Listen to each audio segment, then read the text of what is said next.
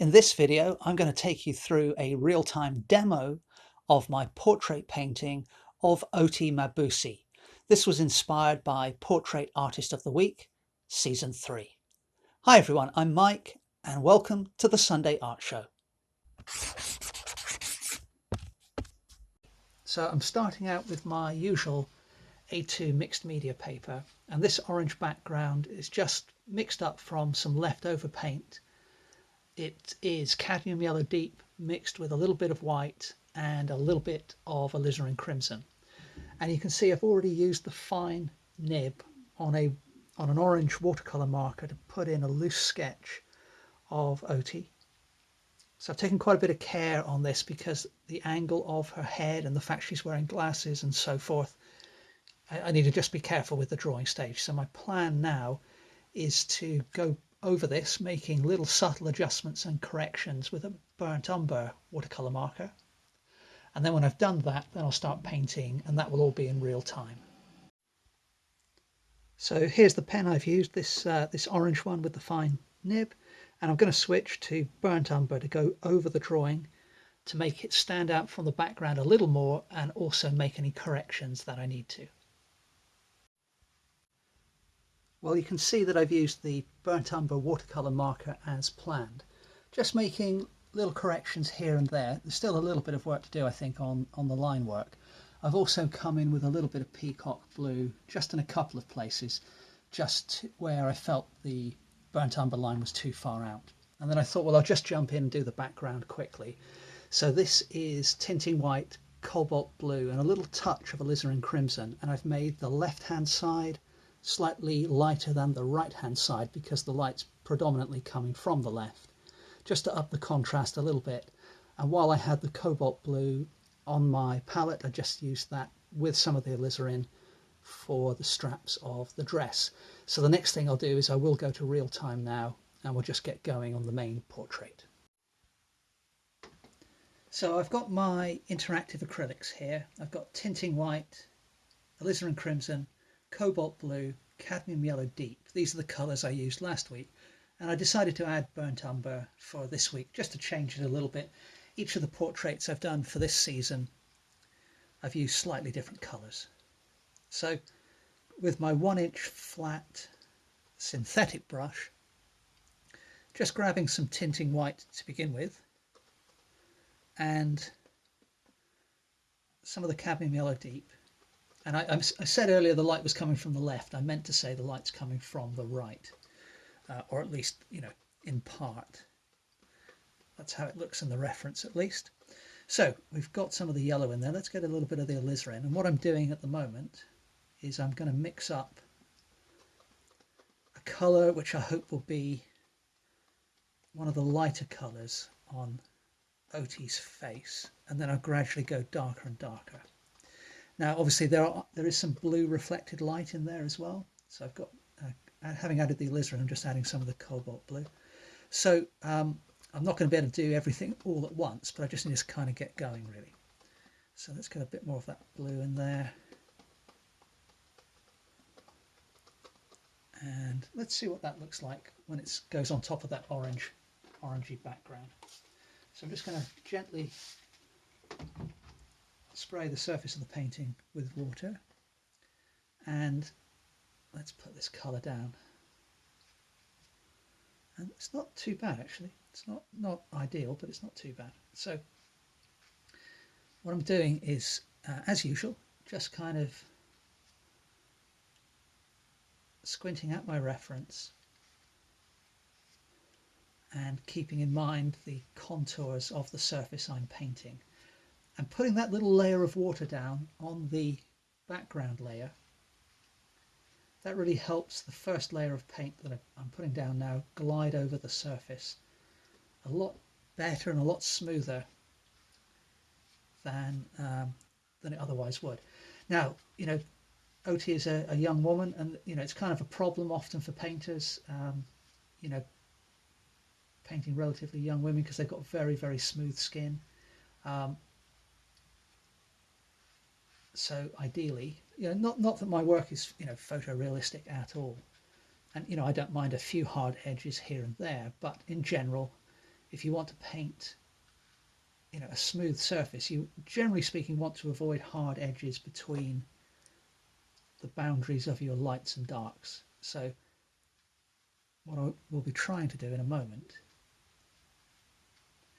is, when I add some of the darker areas, to create a sense of three dimensions and form for the, you know, for the head and the face, I'll be trying to keep the paint fairly fluid, fairly wet, so that, you know, we minimize the hard edges. But it's kind of a technique I used a bit with Nicola. I think Nicola Coughlin was her name. It'll be 3 weeks ago now on the channel, I think.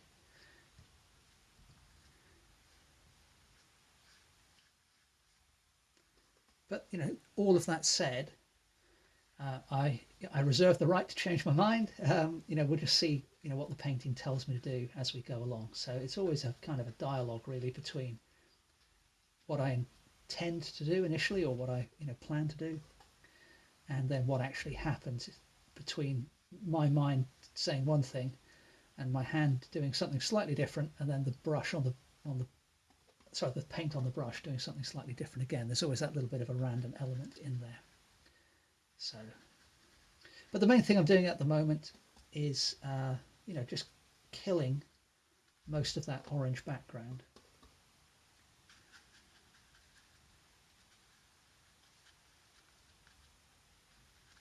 And as I said, this background colour was mixed up just from some leftover paint from a previous painting.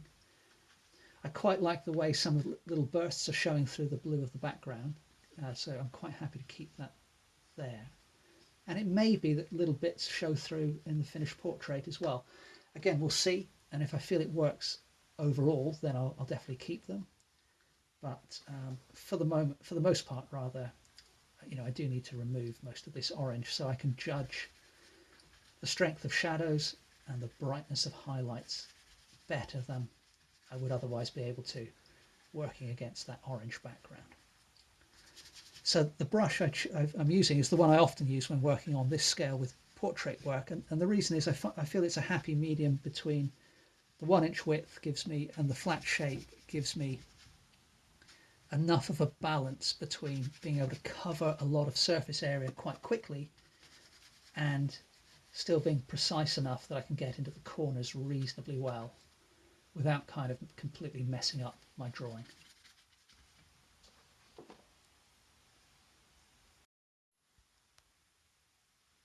Now I ran out of paint, or that colour, on the palette, so I just mixed up as close as I can to the same thing, struggling to match the colour exactly actually, but you know, for this first layer of paint it doesn't have to be a perfect match, so I'll just kind of get this part of the top of the chest covered, perhaps putting the paint on a little thicker than I need to there, and the shoulders as well.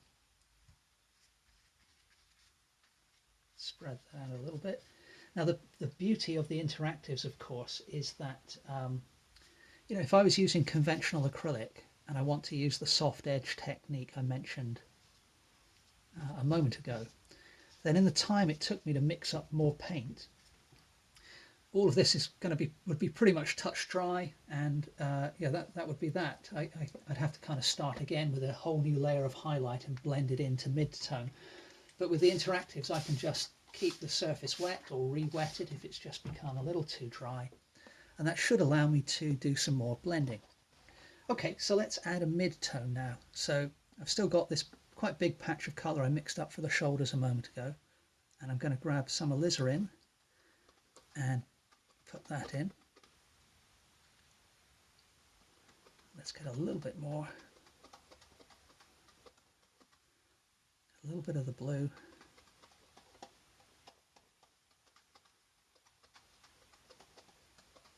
And let's see what that looks like when we put that onto the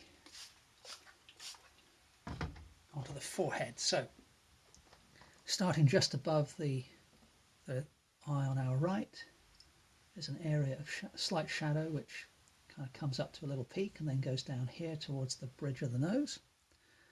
And then the little band of shadow kind of curves this way over the forehead, comes up to the top there,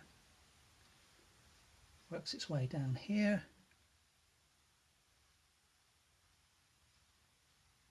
And down the left-hand edge of the forehead to the brow.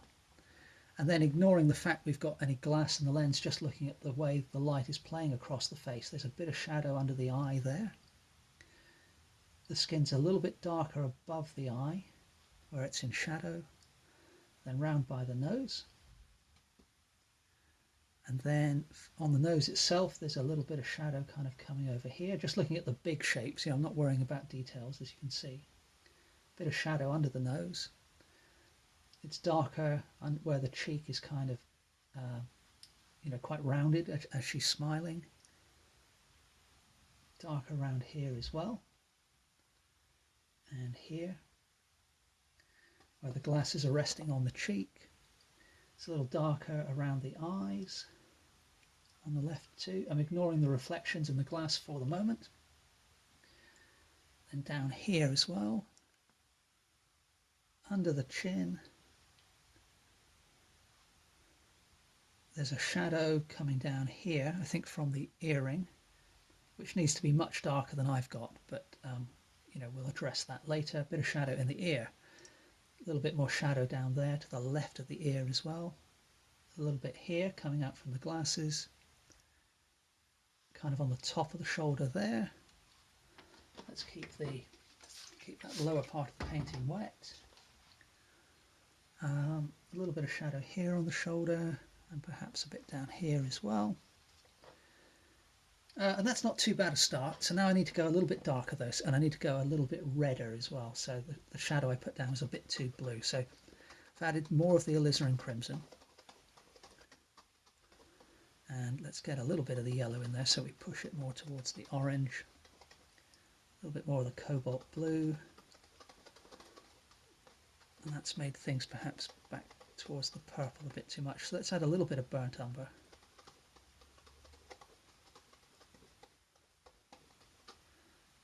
A little bit more of the yellow.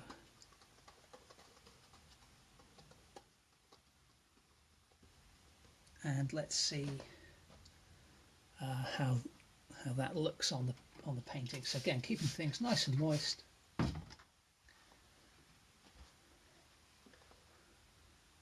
Let's make this part of the shadow a little darker than I had it before. So, on the one hand, you could look at it and say, well, hang on, you got the first shadow, the wrong color, which I did. It's a bit of a waste of time. But it doesn't, really work like that, in my opinion. It's more, that's a first step towards, where you want to go. So, it's a multiple step journey. And the thing is, if I leave some of that kind of earlier misjudgment, if you like, showing through, if you want to call it that, then, that may produce an interesting effect as I put the next colour on, as I'm doing now, which I hope will be closer to what I want. So that's kind of what I was saying before about, it's always a sort of a balance between what you want as the artist and what the painting is kind of telling you it's going to do. And that's even more true when you're using watercolour, of course. You've got way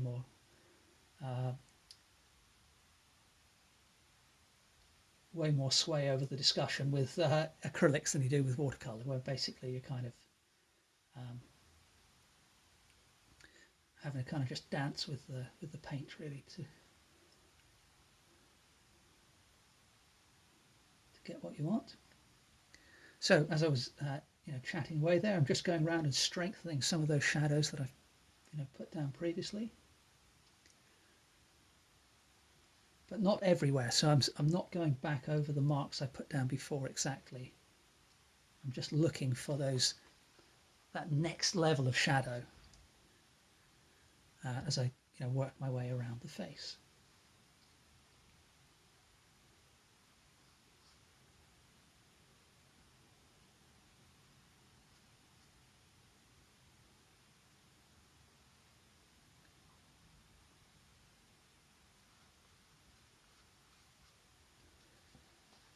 Okay, so what I'm going to do next is go darker again, just trying to be efficient with my use of paint. and then tackle the hair. So the reason for doing this, I'm just going to grab some cobalt blue and add that to the mixture. I may need to clean my brush. Let's grab some burnt umber, but we'll see how it goes. So the reason for doing this is, it's not only about, as we create the painting, it's not just about how this shadow colour looks next to that mid-tone. It's also about how the whole range of colours that have been used on the face so far, how they look compared to the colour I use for the hair. So, same as before really, my aim when I tackle the hair now is pretty much just to kill the orange, the underlying orange, but at the same time I'm keeping in mind the thing I'm actually painting. So obviously the texture of the hair is very different to the texture of the face, so I'm putting the paint down a little bit thicker, and I'm just putting down a little bit more of a ragged edge on this patch of colour compared to what I did for the skin.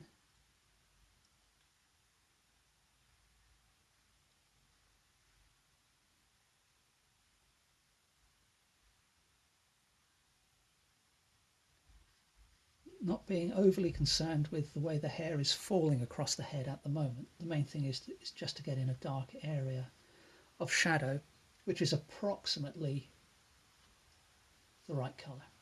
Okay, so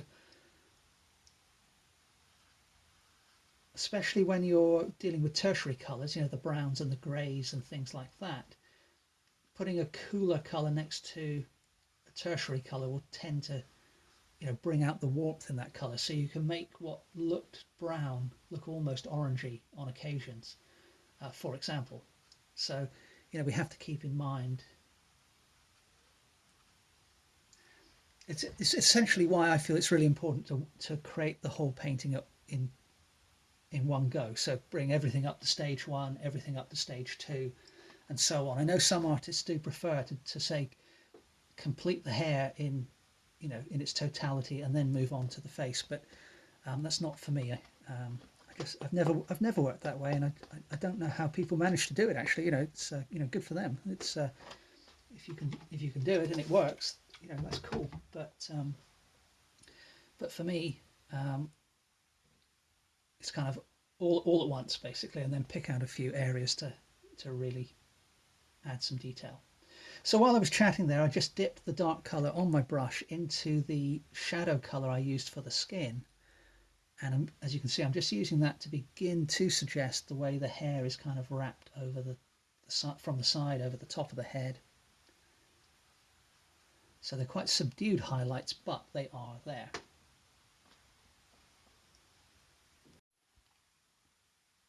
Now for the headscarf, which is being used on top of the head, I'm going to take that same colour, and the darkest part of the headscarf in my reference is this bit up here. Now that colour isn't quite right, but in terms of tone it's not too far off. So I'm not being overly concerned with the structure of the scarf. I'm using my sketch to help me, but I'm just kind of filling in what I see at the moment as a dark shape. And then if I just drag off most of the paint across the palette, so I don't have my paintbrush overly loaded with paint, grab a little bit of the alizarin and then mix that back in with what I had before. And again, that's not too bad an approximation to the kind of reddish orange brown which is going on in this next part of the scarf. So you can see I'm ignoring the pattern on the fabric of the scarf.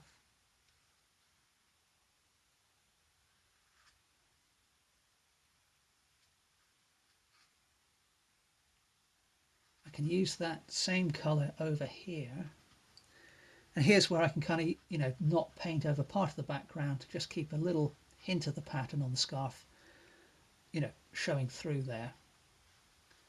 So having just said I'm not worried about the pattern, if the background's going to help me kind of automatically create it, then why not? So as I move over to this next bit, I can just put a few lines of darker fabric and or shadow there and leave the background showing through as a first approximation to the light colour of the scarf. And the same here on the left as well.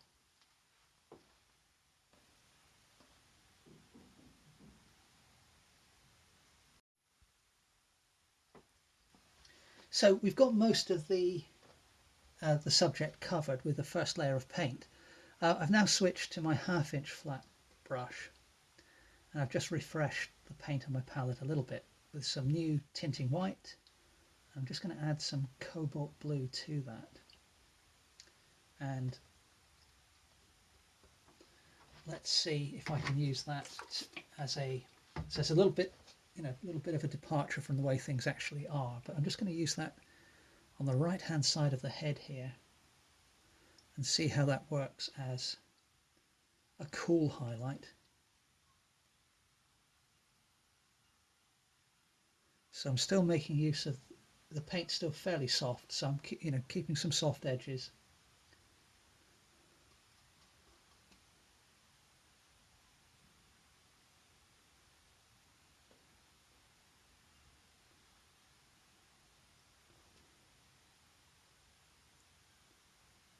So I'm just looking predominantly on the right hand side of the face, where some of these highlights are just tending towards the blue a little bit, and obviously I'm enhancing that somewhat.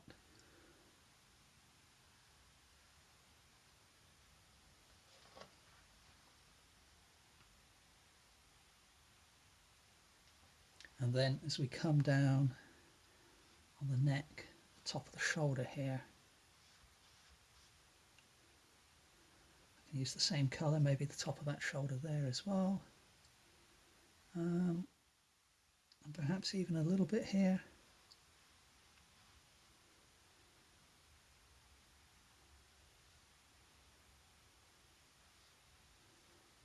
And then I think also on the top of the ear. And that's probably enough of that for the moment. So having done that, next what I want to do is create some warmer highlights. So there are highlights on the face which are almost golden, I would say. So I'm just using the tinting white and a touch of the Cad Yellow Deep.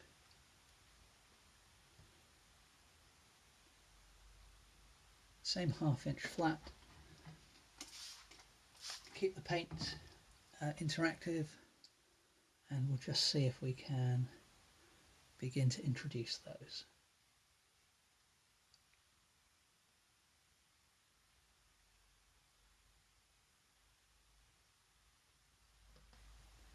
So in my reference, the cool highlights are for the most part on the right hand side of the face, and the warmer highlights are on the left.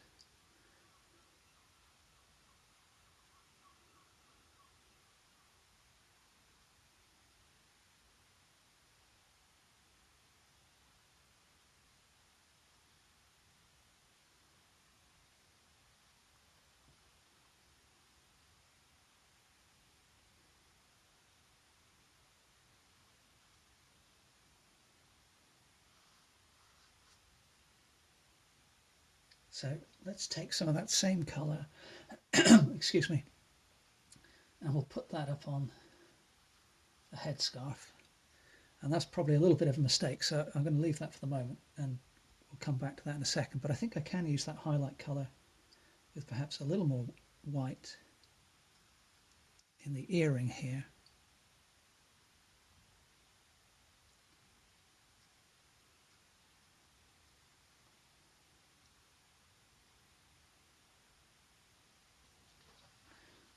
And just need to adjust my reference photo a second. Okay, I'm back now.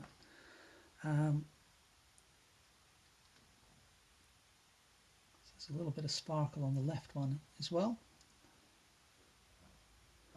So let's fix what I kind of messed up there on the headscarf. So let's put a little bit more of the yellow in, touch of the alizarin. Hopefully that'll be a bit closer.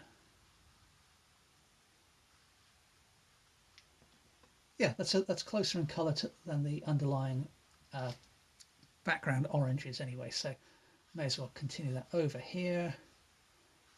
Not being too worried about those dark lines I put in before. It's still not right, it's still a bit too bright, but it's better than it was.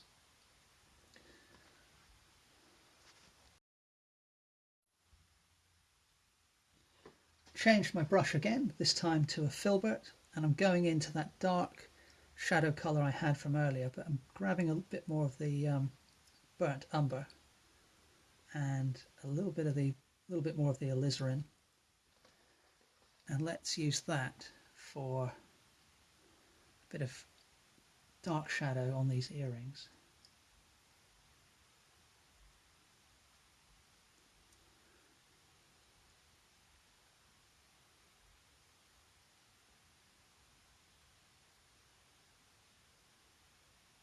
And then as I've got that on the brush,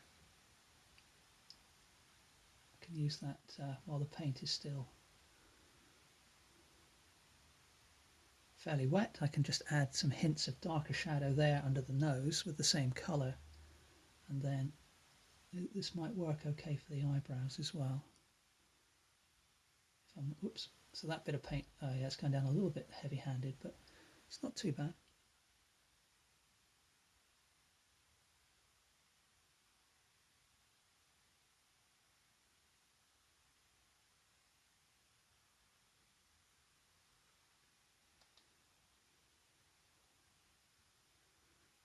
And then for the eyes themselves, I think I'm probably going to leave those for the moment, and we'll come back later to address those. I'm not sure I've got the line of this side of the face correct, and the chin needs a bit of adjustment as well.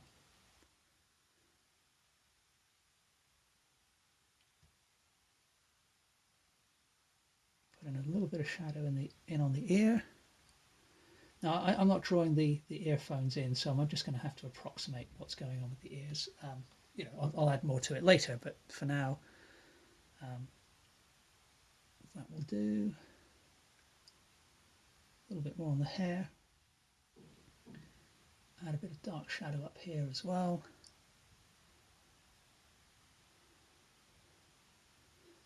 And I think for now I'm going to leave the painting to dry, and then what that will allow me to come in a bit and be a bit more precise with the glasses, the mouth and the eyes. But actually, as I said that, I just kind of mixed the paint I had on my brush into that kind of yellow highlight colour, that gold colour I had before, and I thought actually that's not too far out the colour, too far from the colour we've got on the scarf here in some regions, so I'm going to just kind of put a few touches of that to begin to suggest the texture of the headscarf in here.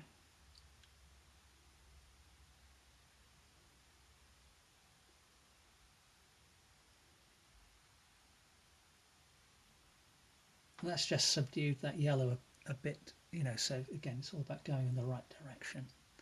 And while we're here, I think I can put a few touches of that same colour on the darker area.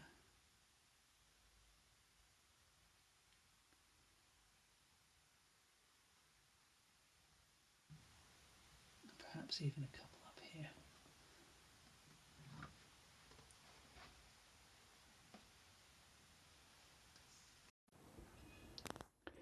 Well, the next thing I want to do is go back in with my filbert brush and some burnt umber, and I just want to refine some of the drawing that I've got in place at the moment and make further adjustments.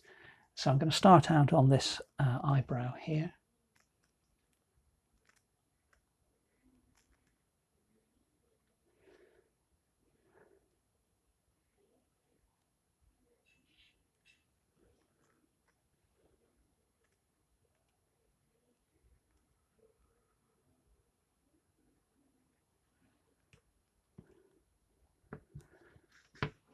And then, having done that, just going to adjust the line of the forehead a little bit.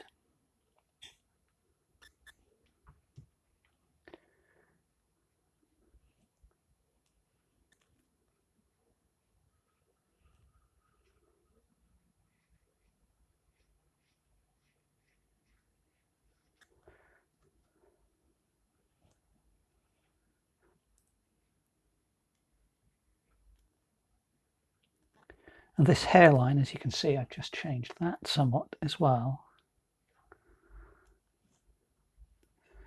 And I think I need to trim this bit of hair down as well, but we'll need to change colour in order to do that, so we'll leave that for the moment. Now, as we work our way around the rest of the hairline,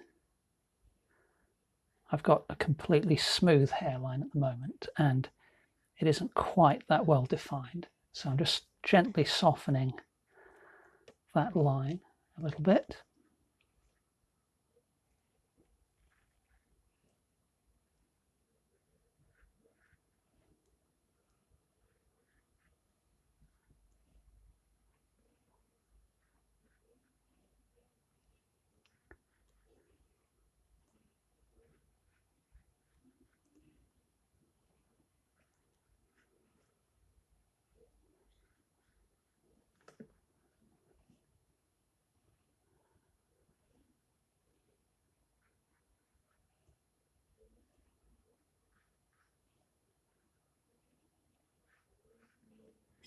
And I also need to just tweak the shape of the head there as well. But again, that's a background color adjustment that I will come in and do in a little bit. So let's have a look at the rest of the hair. So we've got a bit there. That's not too bad. That's not too bad. That bit's not too bad. This line here of the scarf isn't quite right.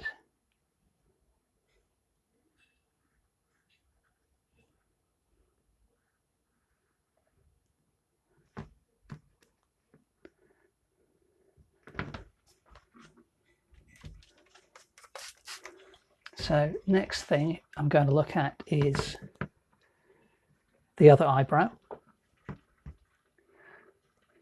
Now I'm painting these eyebrows in quite a dark color, which isn't really completely representative of what's going on, but at the moment I just really feel the need to get the features in the right place and the right shape in a clear way, and then from there I can make adjustments. And I'm using the burnt umber because it's a neutral color. It works well for shadows, and it's just fairly easy to see on top of the colors that I've got down at the moment. Okay, so we've got our eyebrows in place, so that's looking a little bit better. Now these eyes aren't in quite the right position, so let's see if I can get that a bit better. I think perhaps I'll go over to the other eye first. So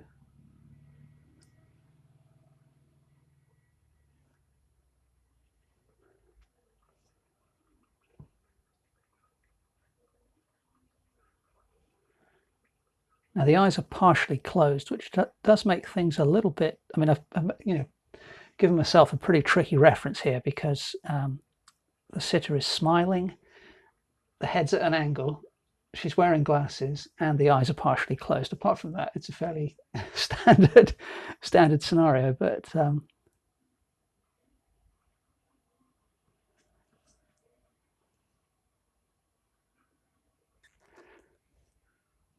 I'm just going to darken the iris. So I don't think that eye is too bad. Obviously there's a ton of reflections and other things going on in that general area, but for the moment I'm going to continue to ignore those. So now let's get this cheek.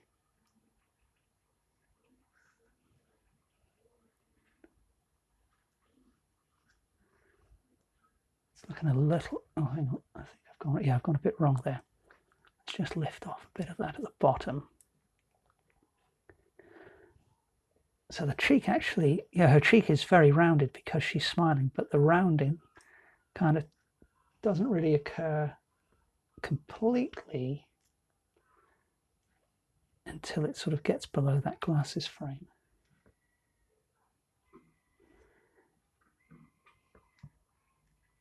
But I think that's fairly reasonable. Yeah, pretty good approximation.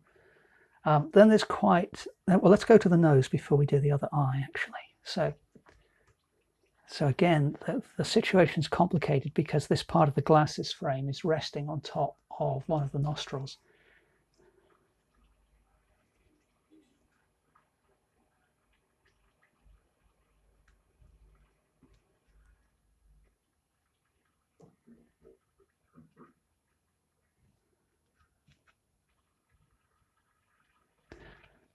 but that right hand side of the nose is fairly dark, so the edge here gets a little lighter, so I'm going to be a bit gentler with the brush to put down a thinner line.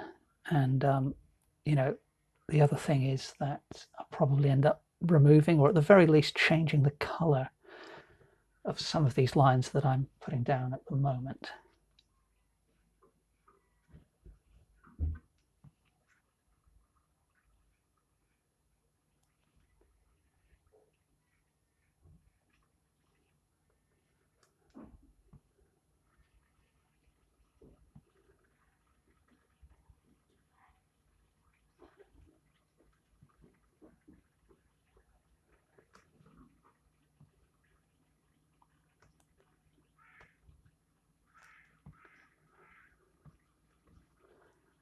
Okay, now if we look at the line of this left hand eye, you know, you can see that the right hand eye should be on the line where my paintbrush handle is, but that's where I've currently got the upper lid of that right hand eye, so I need to raise that somewhat, I think. But I'm just going to double check my reference. Well, I'm glad I double checked, because in fact, you know, partly because of the expression, the angle that the other eye has is quite different to the angle of the left hand eye. So although this right hand eye is in an incorrect position, it's not actually as far out in parts as I thought. So I think what I'm going to do is I'm going to continue along that axis till about there, I think. And that's where the corner of the other eye is. And then if we look at the shape of the upper lid, it goes up a bit there. And then it's almost horizontal, in fact, when we come along here. And then it takes a slight upturn.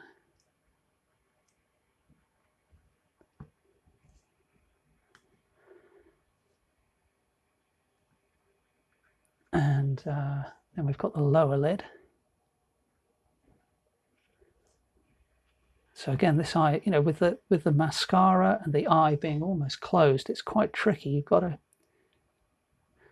to look quite carefully, or I do anyway, I have to look quite carefully to get the shape correct. And then I'm just going to put a bit of darkness in for the iris.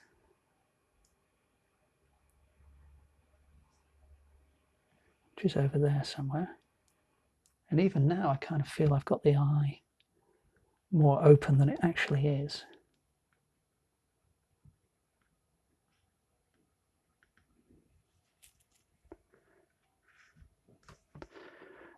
But I think that's definitely better than things were. I do just need to lower this lid a bit though.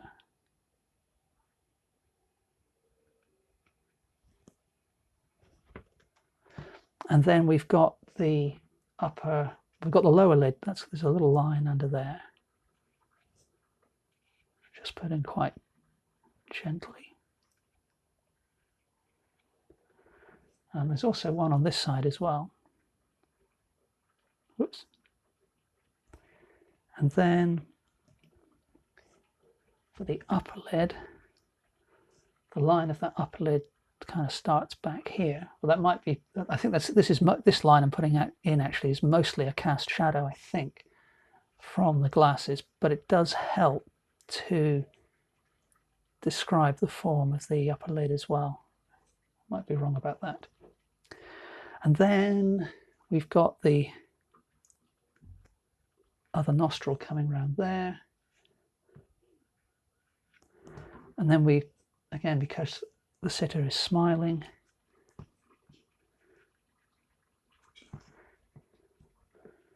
the cheeks make quite a prominent shadow, relatively speaking.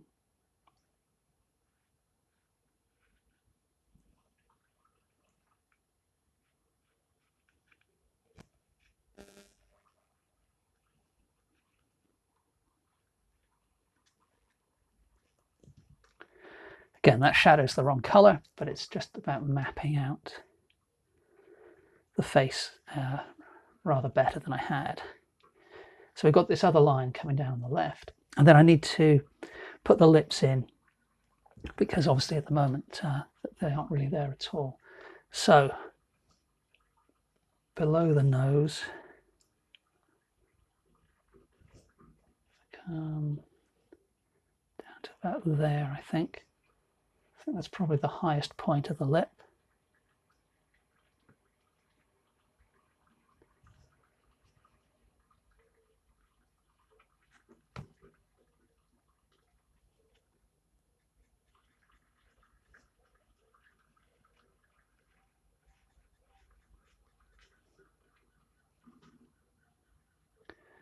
Corner of the mouth curves a bit.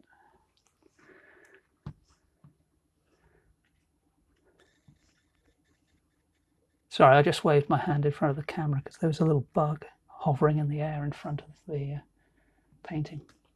And then we've got the lower edge of this upper lip as well.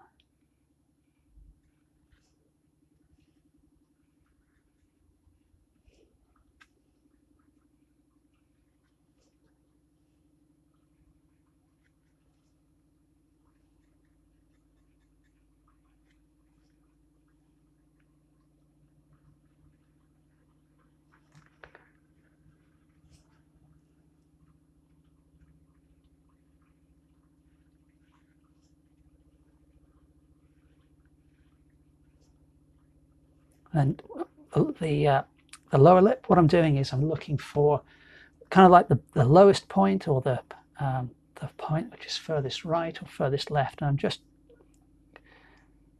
referencing that relative to the obviously other points on the face in both the reference and on my drawing.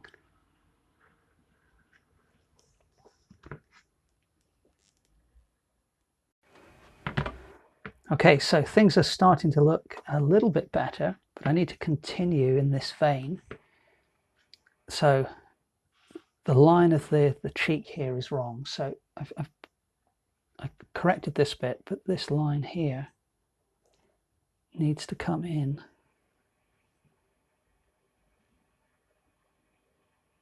a lot closer to the lips.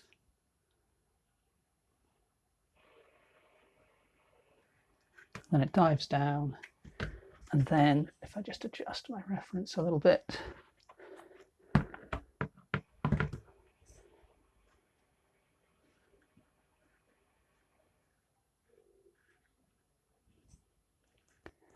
bottom of the chin is obscured by the little name bar in the screenshot I've taken, but we can approximate to get around that.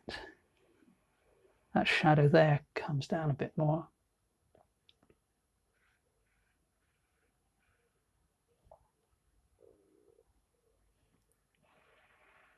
And then there's a line. The first one I put in was too far over to the left. It kind of comes down there and meets up with the chin. And then this shadow here is too low. So I'm going to have to raise that.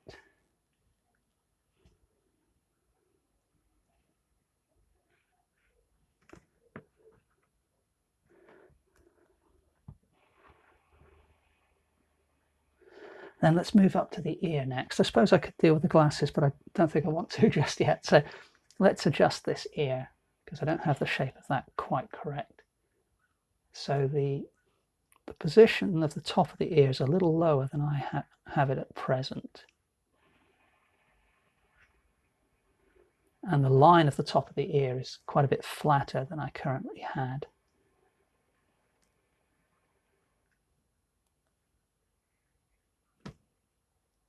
And then she's wearing earbuds, which I'm going to ignore. I know some of the artists on Portrait Artist of the Week, they like to include them. I think the idea is that you're sort of recording a moment in time. And I think I have done that for a couple of people. But in this case, I think it's an unnecessary complication. Now the earring is creating quite the cast shadow on the face.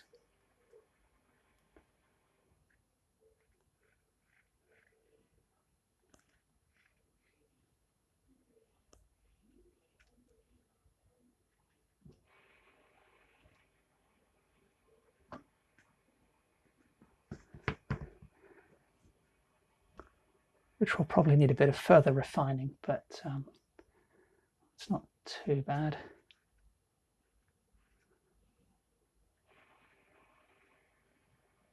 Shape of the earring isn't too bad. Let's look at the neck and see if I've got that right. So I think, in fact, this earring needs to be a little thicker than I have it. The line of the neck needs to come a little bit to the left there. That bit doesn't seem to be too bad. But then I think I've got the shoulder too low. Just going to check my reference again. Yeah, so the shoulder actually starts to appear out of the base of the neck when it's more or less level with the bottom of this lower lip. So I actually need to come down there. That's perhaps too close to the horizontal. And then just come down there a little more. And I need to trim the top off of this dress strap. I can't really see the rest of her shoulder, but if I follow the line, it should come down there somewhere. So let's check the other side now. So I think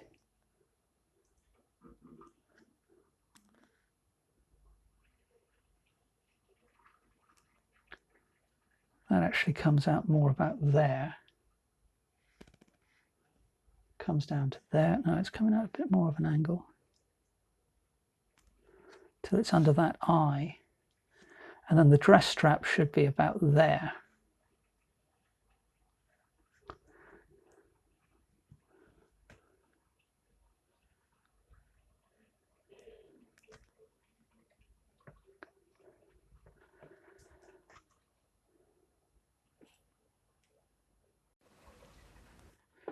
Now, while we're working away with the burnt umber, I think what I'm going to do is actually just go back up to this headscarf and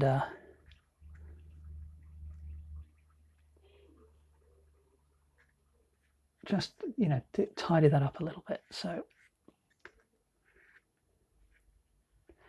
you know, there's, you know, some of you watching might be sort of thinking to yourself, well, why didn't you do this level of precision with your drawing to begin with? You know, why take a looser approach to only then have to come back and correct it? Well, the answer is I feel that at times when I take a looser approach, I end up with something which is more interesting and perhaps more dramatic, perhaps captures the person better. If I just, you know, go expressive. And I guess there's an element of luck in that, you know, as well. Sometimes the paint just flows right, or the way your eye, brain and arm combine, they work together, and you just capture somebody in a few lines and it just works. So that's what I'm always going for, really. But having done that, if I feel it hasn't worked quite as well as I'd hoped, then at that stage I'm going to go back in and correct. And again, you know, not everybody takes that approach. Some people prefer to just say, okay, I'm measuring, you know, that's what I'm going to do. I'm going to fully, carefully, accurately measure everything. And there's nothing wrong with that approach at all. But, you know, I just like to leave the door open, I guess, to something new and, you know, maybe wonderful happening. But as I say, it certainly doesn't happen every time. Okay, so I personally feel that's improved the way things are on the page quite a lot. So what I'm going to do now is get some, well, actually what I'm going to do before I do that is I'm going to darken that bit there so that the hair joins up with the top of the ear. I'm going to get some cerulean blue and some tinting white, and I'm going to make further adjustments to the background here and there just to, you know, really fine-tune the drawing. So first thing to do is just come in. I've switched to a 1/2 inch flat brush, and just going to come in on that left hand shoulder strap of the dress.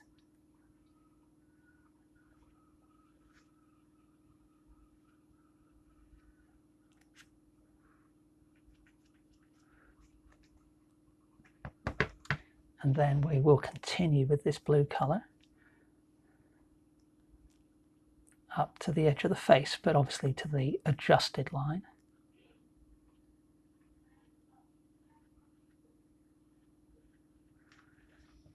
And then the earring, the line of that wasn't too far out. And obviously I'm going to come back and paint that earring in detail. Go around the glasses, which again I'm going to have to paint in more detail. But what I can do is, for the moment, I'll just fill in this little section with the same blue. But while I've got the blue on my brush, what I'll do is I'll come back in a moment, and there's kind of an interesting reflected pattern within that little section, which I'll probably put in just a tick, seeing as I have that colour on the brush. Then we'll come up precisely to the new line of the forehead. And so the reason I'm using the flat brush is, at this stage, is, you know, as you can see, it's, in terms of its size, it's big enough that I can kind of cover a reasonable amount of the painting fairly quickly. It's a nice new brush, so it's not, you know, it's not frayed at all, and consequently, it's got a well-defined straight edge to it, as you would expect, and also well-defined corners. So it's quite adaptable. It allows me to get into the corners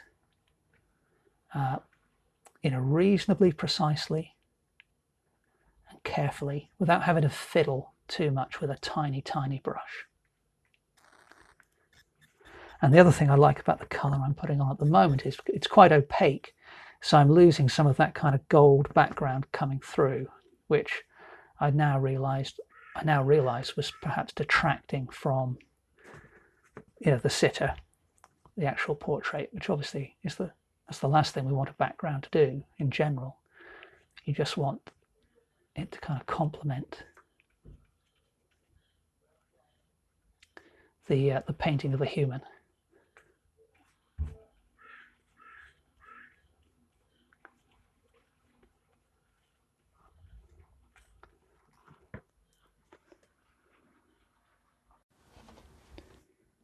Now, as we come round to the right-hand side of the head, it's a little unclear which direction the lighting is in my reference, but given the cast shadow created by the earring here, I'm assuming that most of the light is coming in from the right-hand side. So consequently, I would expect that side of the face, you know, on average to be a little lighter, and I would say that's true from the reference. And in order to make that side of the face look a little lighter, I want my background to be just a little bit darker, perhaps over egged the pudding a little bit here. But what I've done is just added some more of the cerulean blue to the mixture of that I had before. So it's just a darker version of that same blue. But what I'll try to do, because these are the interactives, if I spray the painting with water up there, I'm hoping I can kind of just tease out that transition, but so that it's not too harsh between the left-hand side and the right. And that's working reasonably well. So we'll continue with this darker background colour.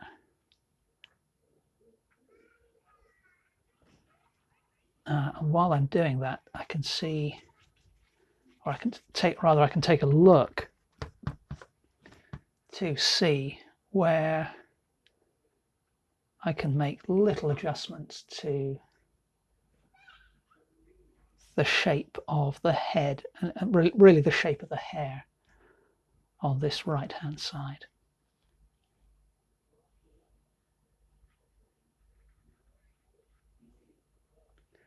So for example, that little lump of hair, I can cut in underneath that a little bit.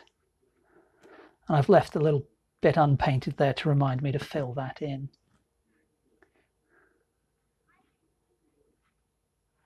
That bit of paint went on a little bit too thickly. That didn't work anywhere near as well as I wanted it to. Let's lift off a little bit of that.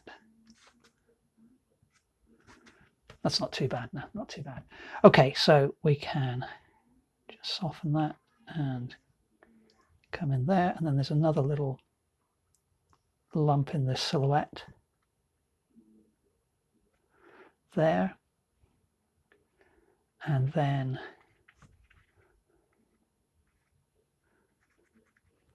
come down here, and the drawing at that point isn't too bad, I don't think. But here I need to come down to the new top of the ear.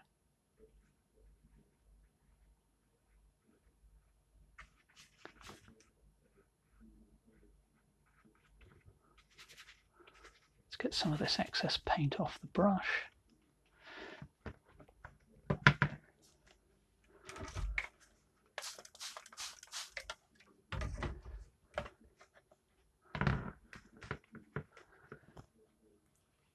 And then, having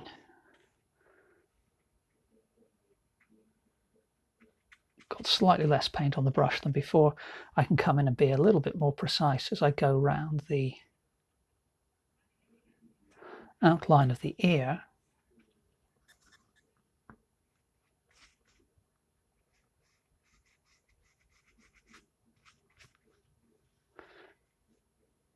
And the earring, which I may yet adjust beyond where we are, but for now it's not too bad. And the paint suddenly seems to be a bit watery. I'm not sure what's happened there. I must have had a little pool of water on my palette. So let's just make sure there's not too much on the brush as I do this rather fiddly bit.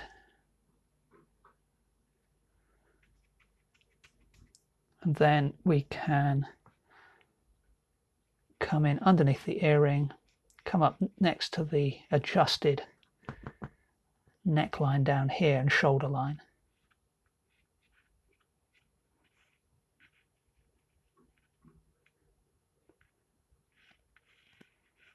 And then if you remember, I also modified the top of that shoulder and dress strap. So trying to cover a dark colour with a light colour is not that easy when you're using the tinting white. So I may have to I think I probably will have to come back in with titanium white mixed in with the blue at some point to hide that dress strap. However, adding that background has clarified the direction I'm going in quite nicely, I feel. So what we'll do is I'll just take that same brush. I'm going to pick up a healthy amount of ultramarine blue, and we'll mix that in with some of the burnt umber I've got left over from my redrawing of the portrait. And we'll mix all of that in fairly thoroughly. So I've got a nice dark blue. And then, having done that, that's going to be a good place to do the second iteration of colour for these dress shoulder straps.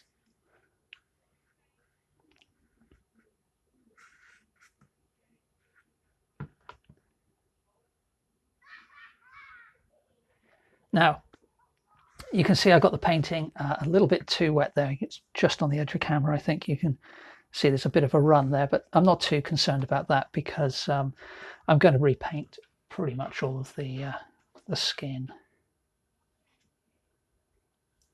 Do something similar on the right hand dress strap. And having made those adjustments with the burnt umber and the blue, now I can go in and work on the face and really get things going, hopefully. Now, a question that people just starting out with portrait painting sometimes ask me is, what's the best color for painting skin?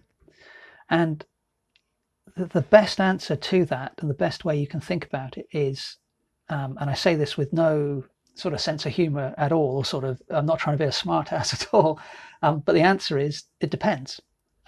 So regardless of somebody's ethnic background, it's going to depend on the lighting they're in and the colors that are surrounding them. And then in addition to that, you know, I think, as I've said in previous videos, there are a multitude of different angles and planes and curved surfaces and flat surfaces on a typical face. So they're all going to be reflecting light off of each other. They're all going to have light reflected off them from their surroundings. So all you can really do is just look and say, so for example, what I'm going to do is look at this little kind of almost triangular bit of shadow that there is in the reference above the nose. And, you know, I see now I've got the shape of my glasses incorrect on my painting, but I'm looking at that. And as you saw, I've taken some cadmium yellow light and a little bit of the alizarin, because there is a bit of orange to that color. And then I'm going to take a little bit of the ultramarine blue and put that in. And that's probably not dark enough, but let's just put that on the painting. It's not too far out, actually. So although there's some oranginess to the color, there's also a bit of green in there. So the addition of that blue helped quite a bit. So I am just going to spray the surface of the painting a touch. And I'm back to my 1/2-inch flat brush now as well, by the way. So that little triangle or truncated triangle of shadow comes across from the right hand eyebrow all the way up to there on the left. And then it kind of comes down here. And as I said, the drawing of the glasses isn't quite right, so I don't care too much about going over those. As long as I can see, you know, where they were, I will correct that later, is my hope. So I put that shadow in there, and then having done that, I look and see, can I use that color elsewhere in the painting? So it's not quite the same color, but there's a bit of a similar color just around the corner of the mouth there, and that's a sort of triangular shadow shape.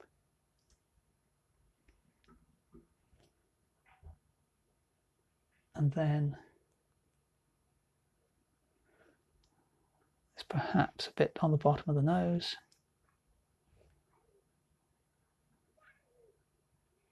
And perhaps some on the, let's get a bit more water on into the paint. Yeah, so there's perhaps a bit on the upper lip here as well. So I find I often have to look really quite carefully to see where to use these colors. Now, you know, the color may not be exactly right everywhere, but the hope is that the tone isn't too far out. That's my main concern. And that shadow color I can probably continue here on the left hand side of the forehead.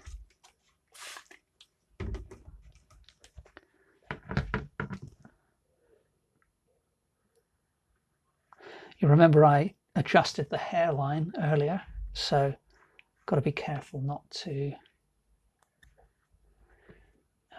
go over that adjustment.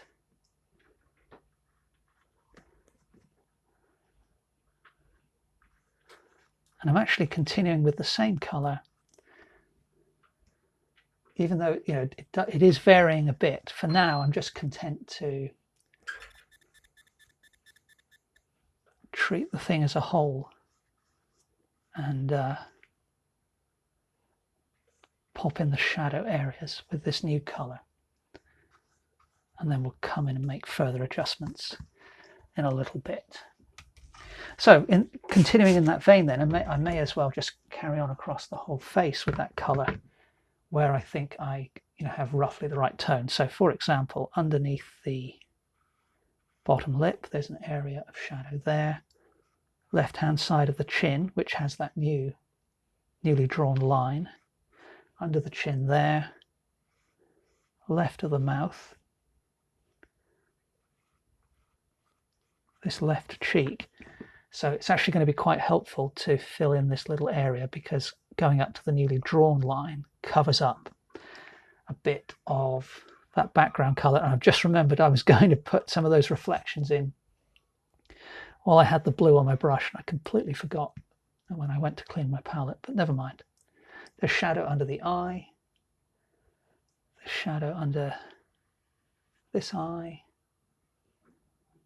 kind of dark in here.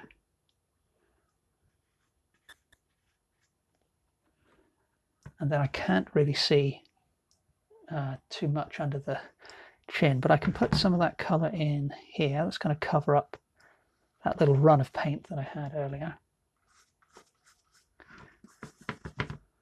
And I'll use it here as well to cover up partially the original drawing line of the shoulder and the left-hand side of the chin.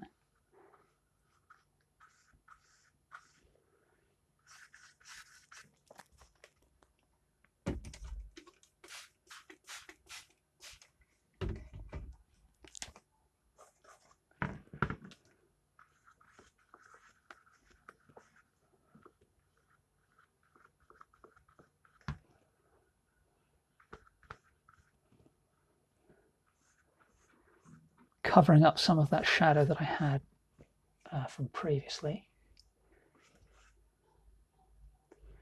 And I think for now that's, perhaps we'll put a little bit over here actually as well. Sorry, that's just off camera a little bit, but I'm just blocking in a bit of the shoulder and a bit of the front of the chest there.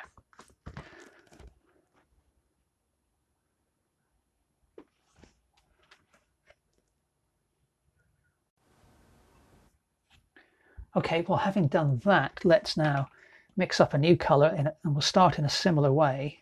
Take some of the cadmium yellow, some of the aliazarin,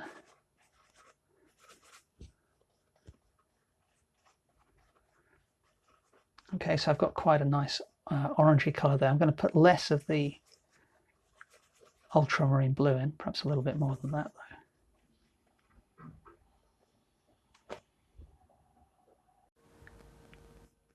All right, well, I've just mixed up a similar colour, but this time I put far less of the ultramarine blue in, so that's given me more of an orangey colour. And the main reason for doing this, it might not be red enough actually, but so we'll add some more crimson in a second if needed. But looking at this cheek, yeah, a little bit more of the crimson I'm going to put in, I think. So looking at this cheek, there's kind of, it's more of a reddish colour there. And that same colour I can use above the eyes.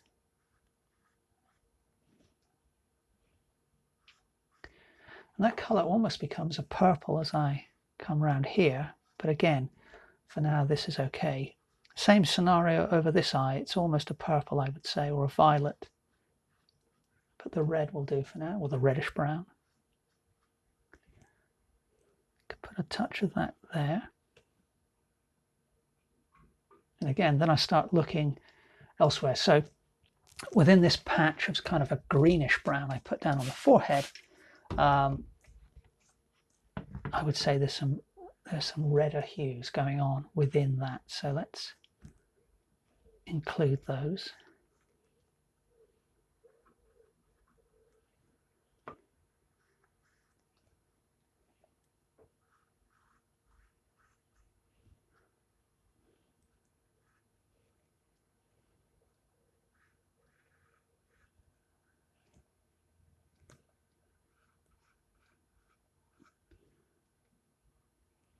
A bit down here on that side of the chin. I'm going to put some in here, more, for the most part, to help continue to cover up those original drawing lines. And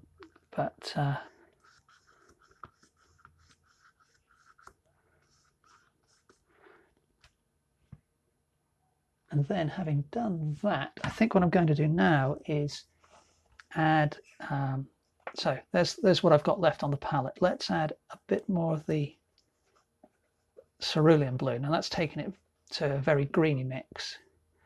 But if I put some of the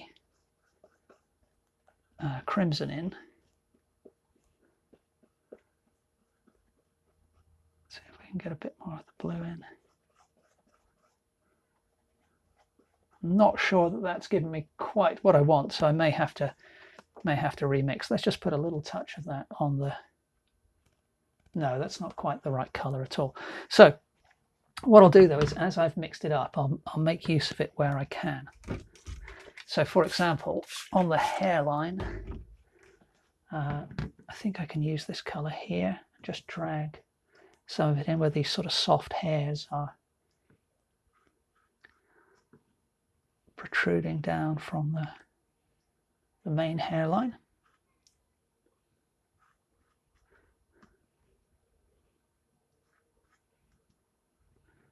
Pop a little bit in there as well.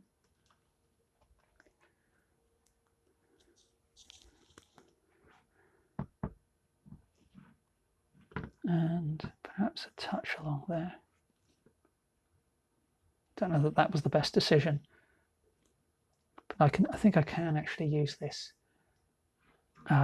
This wasn't the order I was planning on doing things, but I can use it as a darker shadow color. So I can pop it in there.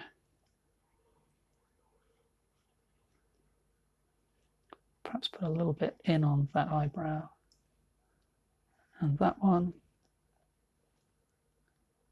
Touch in there, in under that part of the nose.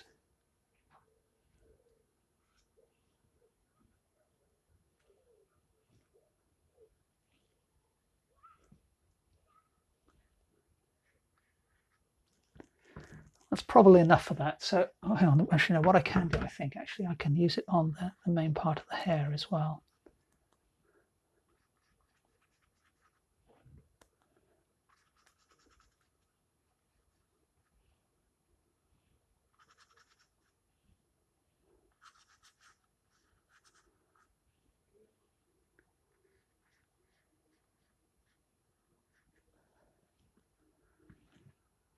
Okay, so that's not too bad, but now I do want to mix up that kind of, it's almost a violet color, I think.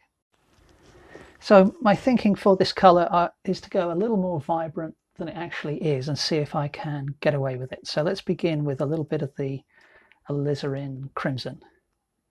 And I'll just pop in some of the cerulean blue. I'm just going to add a touch of the tinting white. And I think that might work reasonably well.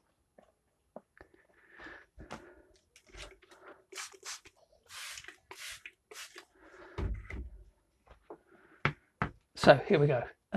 My first thought is to put some in above that right hand eye. Put a little bit in there as well. And it does, the shadow becomes bluer around there, but still, persist with this color for now. Do the same over the top of the left eye. A little line in underneath. And then I think I can pop a little touch there on that cheek. And then from there, I'm not sure, perhaps some down here actually, on the left hand edge of the ear.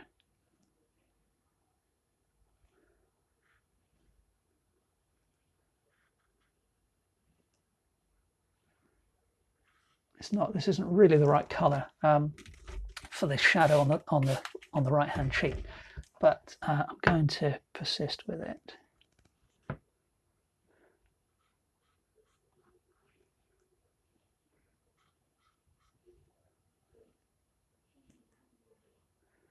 It's certainly the wrong color down here as well, but on the whole, I think it's worth carrying on, and then I can always correct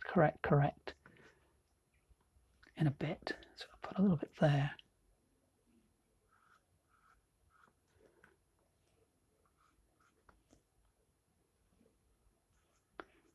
So what I'm finding is, as I'm working my way around the face, I'm really quite enjoying using this color. It's not really representative of the sitter. And I don't think I've ever used this color before in a portrait, or if I have, it was a long time ago. So just enjoying the little experiment, really.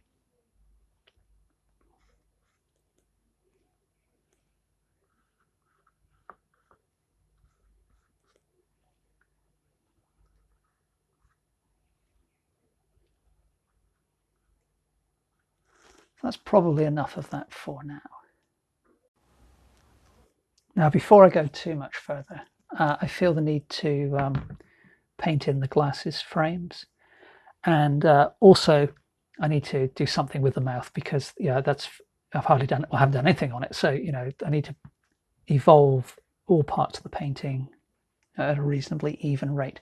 So this is just a mixture of ultramarine blue and the alizarin crimson. Switched back to my little filbert brush.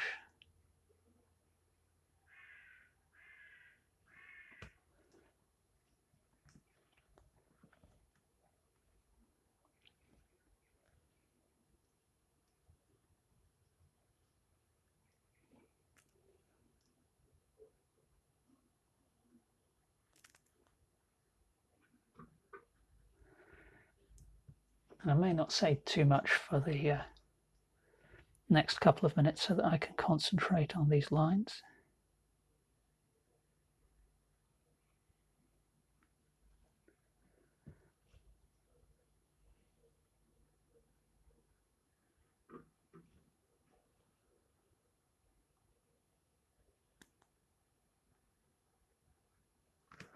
But I will say that my main focus is, ideally I would like to, while ideally I would like to replicate exactly the shape of the glasses frame, my main focus is to create something which looks believable.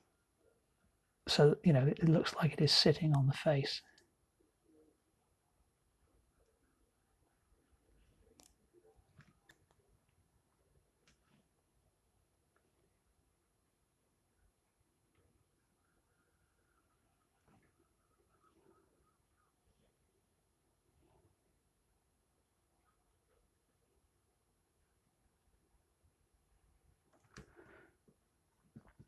Now, I've already made a few errors here, but pushing through for now just to get something in place that I can correct later as required. I just need to get a bit more water on the painting and into the paint.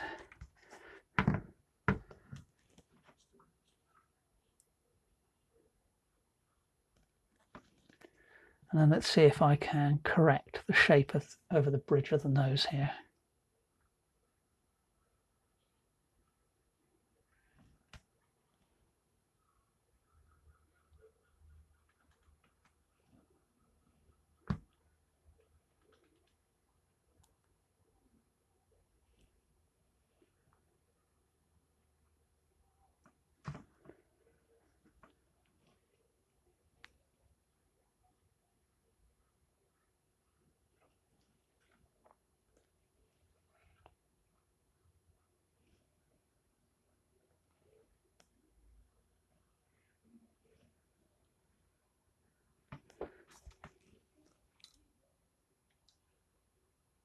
Okay, so what was confusing me was I've got this line down here, which I had previously interpreted in my reference as the line of the glasses frame, but it isn't. It's actually a dark, this bit here, which is currently pale orange, is actually a patch of really quite dark shadow.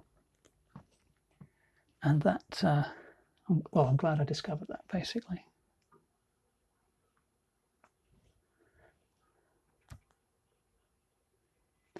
That sort of thing can happen in real life. If you've got the sitter, right in front of you, it can happen. But of course, in that situation, you can just change your viewing angle slightly, or even just change the lighting if you want to.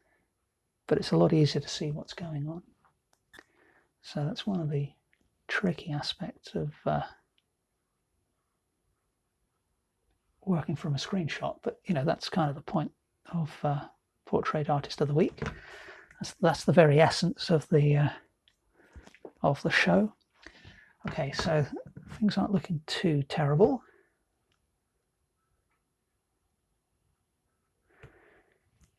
Now, the arm of the glasses on this side, it first appears about halfway up this eyelid.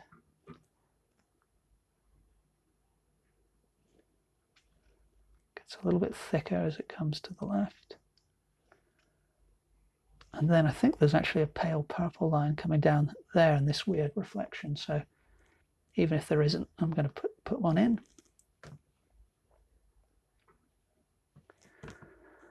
And that's not ideal, but it's, you know, it's going in a reasonable direction, I feel, at the moment. Now let's get going on the lips, and I've taken what paint was left on the brush from the glasses frames, added quite a bit of the alizarin crimson and some of the tinting white.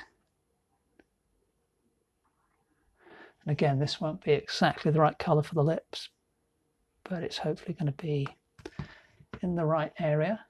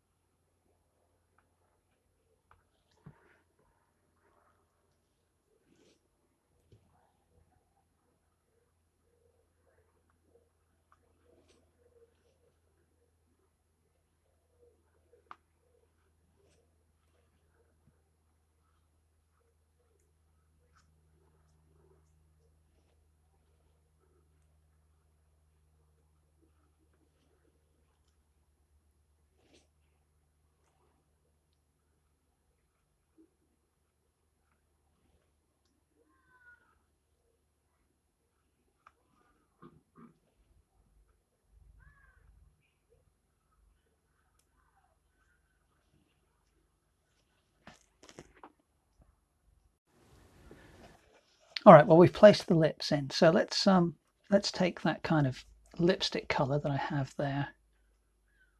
Going to put some yellow into that, and then a decent amount of tinting white, and that's given me a pale pink. Now there's only a little bit of the upper gum showing when Oti's smiling here, but we'll just put a little line in there to indicate that. Now I'm not going to get into painting the individual teeth just yet.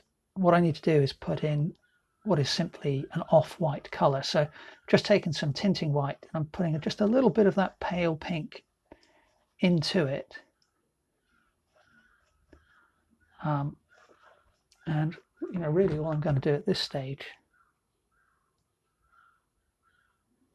is fill in that orange background color. So again, it's all about working tonally in the first instance. That, you know, now, yeah, she has some teeth in her mouth, whereas before it was just a hole in the face, showing, you know, the background color behind it. Okay, now that same color I can probably use just as a little lick of highlight there on the glasses. Put another one there. I know, you know, these aren't exactly right, but again, sort of an iterative process.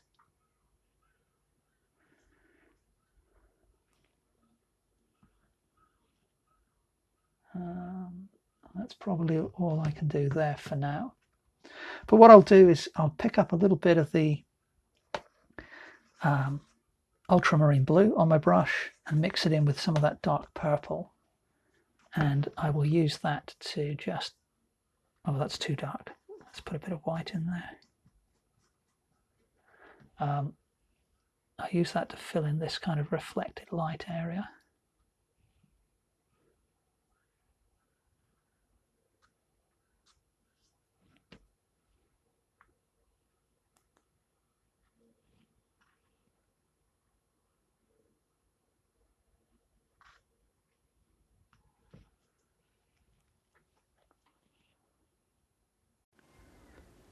So having done some stuff which required a smaller brush, I think it's often a good idea to then kind of mentally take a step back, look at the head as a whole and see what needs adjusting. And the main issue at the moment, I feel, is that this right hand side and the highlighted areas are generally far too light compared with the shadow, and the contrast is too high.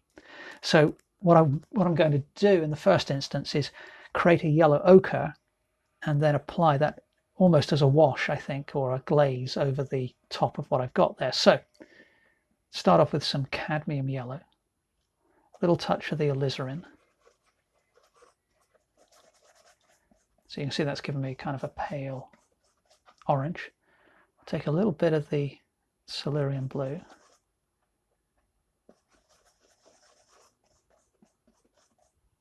Let's get a little bit more.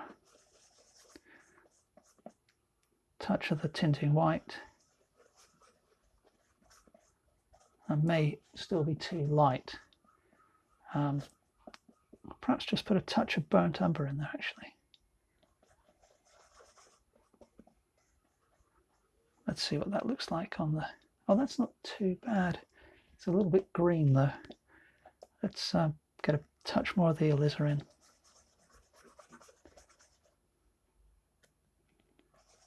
A bit more of the white.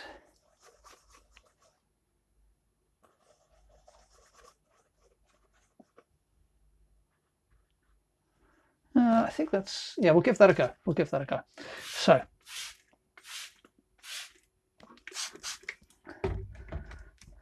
surface of the painting is wet, and you know, earlier on I put in these blue highlights which are far too bright, so I feel the best course of action is to just remove them completely, and then if need be I'll add some touches of blue in again later, but for now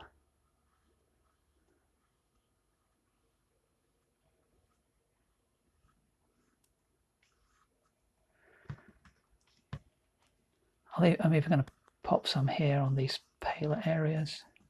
So I just want a little more coherence in terms of the color scheme that I'm using across the surface of the face.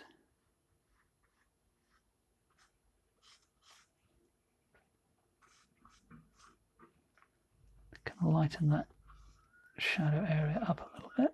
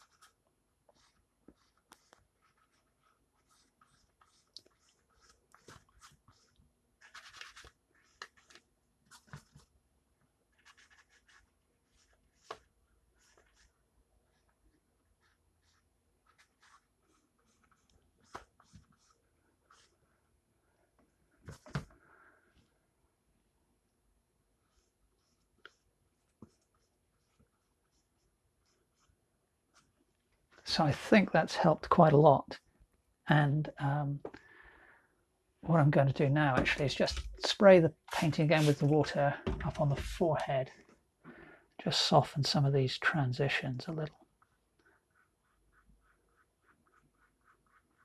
and yeah, then I'm going to let this part of the painting dry completely, but I will carry on working perhaps up on the headscarf.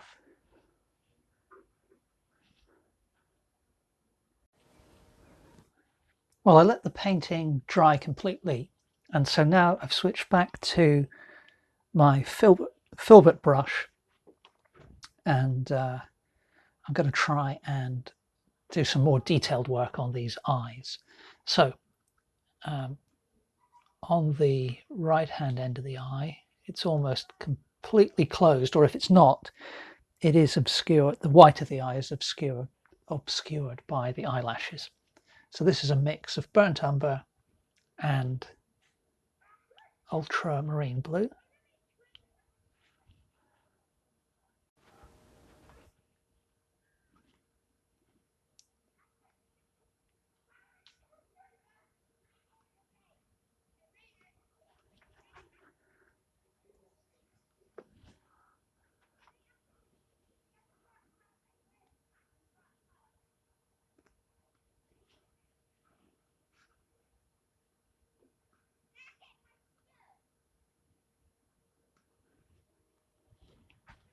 And in my reference, the irises are really quite dark, so I'm going to persist with this color for now.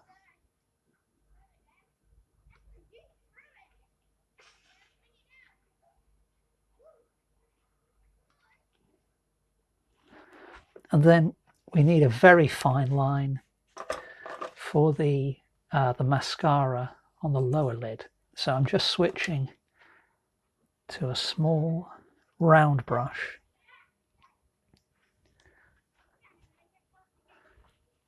Same color.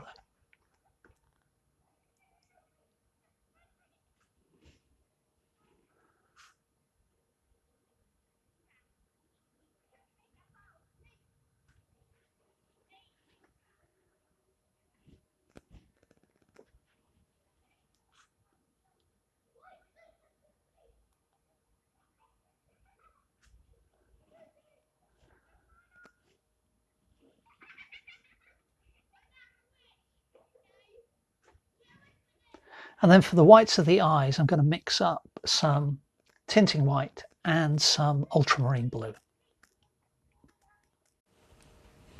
And so sticking with the same brush, just going to fill in this. It's almost a little triangular shape, really.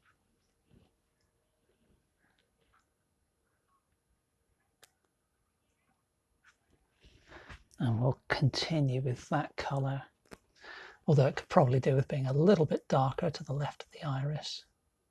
I'll adjust that possibly a bit later. We'll leave it as it is for now, but just adding a little more of the tinting white, and we'll come over to the other eye.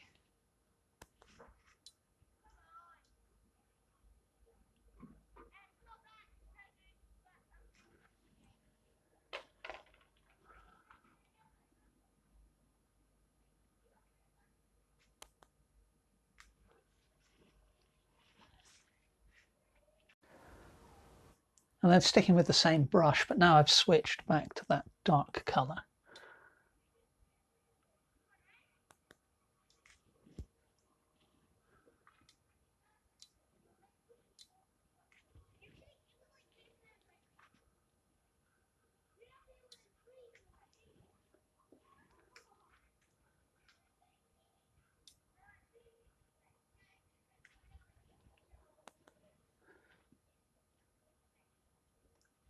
And so hopefully the additions of the sort of off-white, the blue, and that dark colour, that's started to bring the eyes to life a little bit.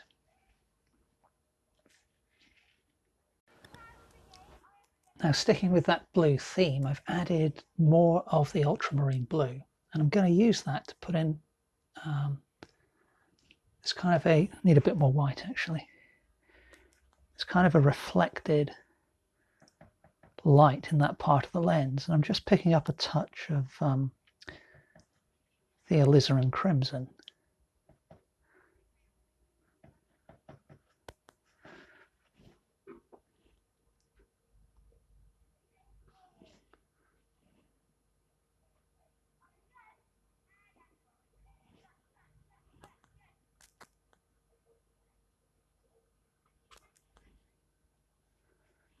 And then we can use some of that over here.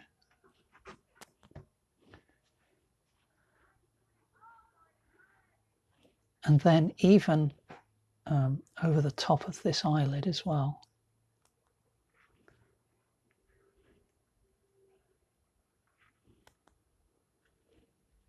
And on the lower lid. And a little touch here on that eye. And we'll add a bit more of the white, go a little bit lighter.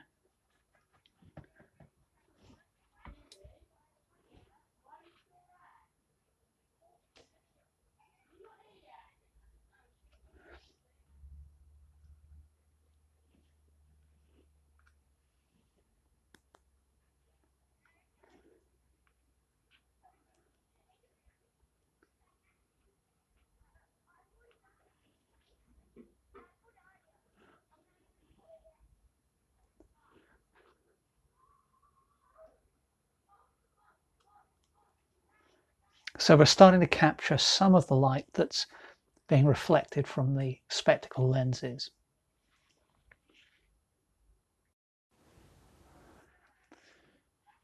I've added a little bit more of the alizarin crimson to give me a little more of a purple.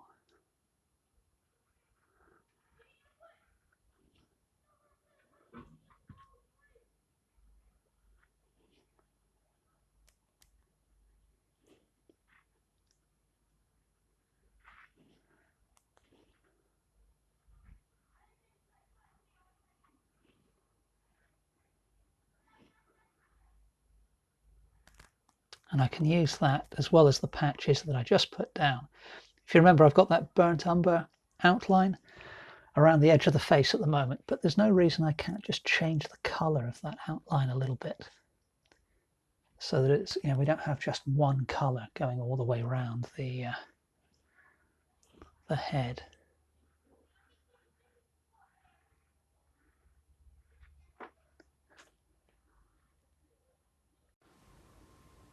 Pure burnt umber next. If you remember, I mentioned earlier that this area here is actually in very dark shadow.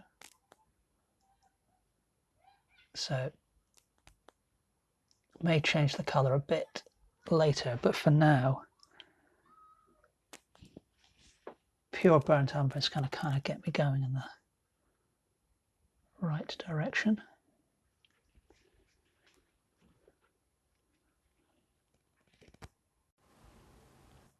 And then I've mixed that pure burnt umber in with some alizarin crimson, and I'm going to use this to darken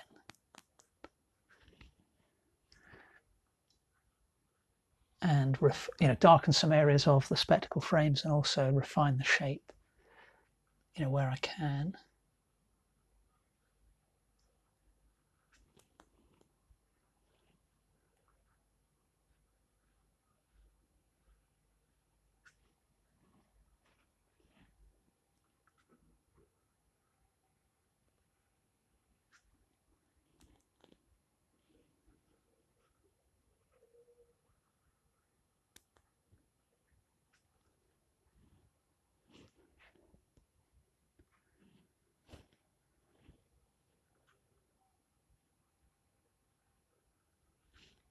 Now the glasses frame actually is thinner down here than I've currently got it.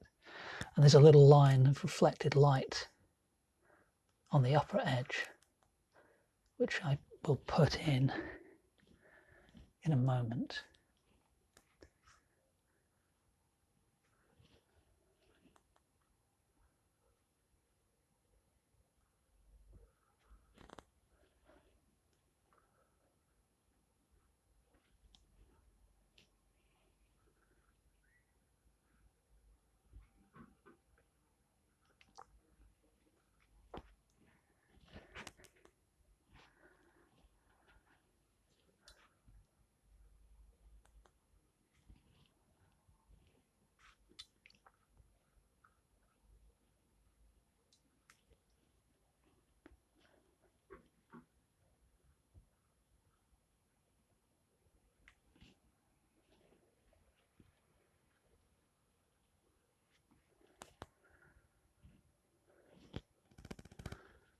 Okay, so we'll keep going.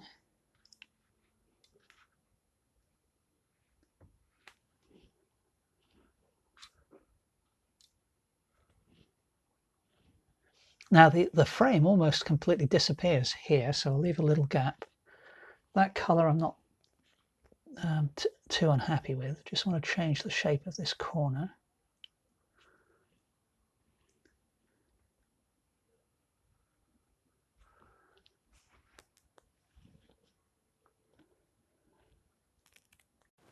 There are some very bright highlights on the glasses frames and lenses.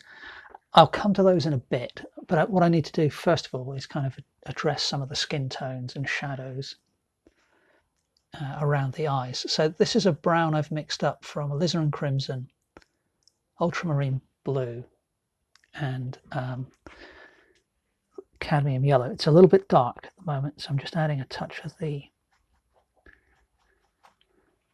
tinting white.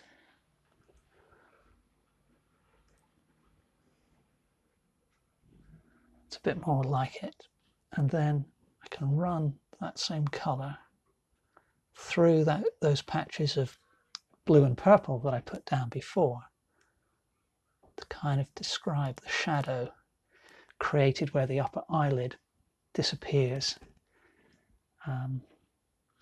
into the eye socket.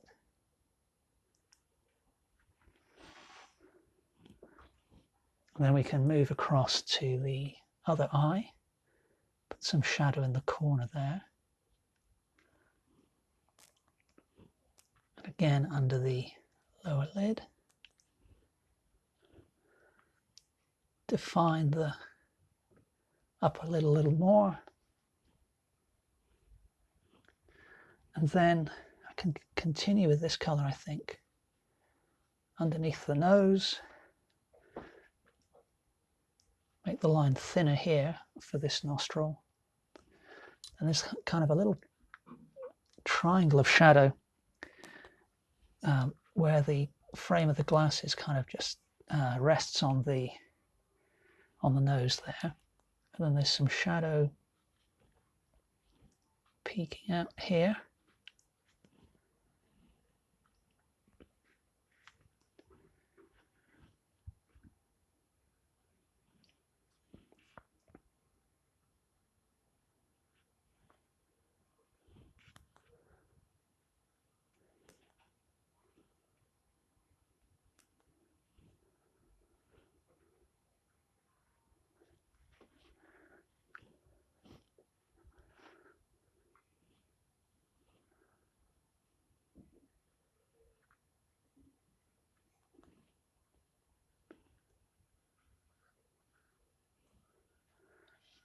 So that bit I put in there is a little bit too dark, but I kind of included it more as a bit of a reminder for later, really. It's perhaps not the best decision. I might just lift that off in a sec, but let's get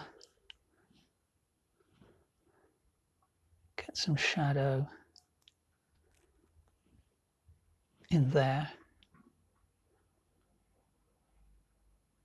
Describe the line of that nostril a little bit. And then there's also shadow in here. I just need to soften the left edge of that bit of paint. And I think I will lift off that mark that I mentioned. Let's get a clean brush. Dip it in some water.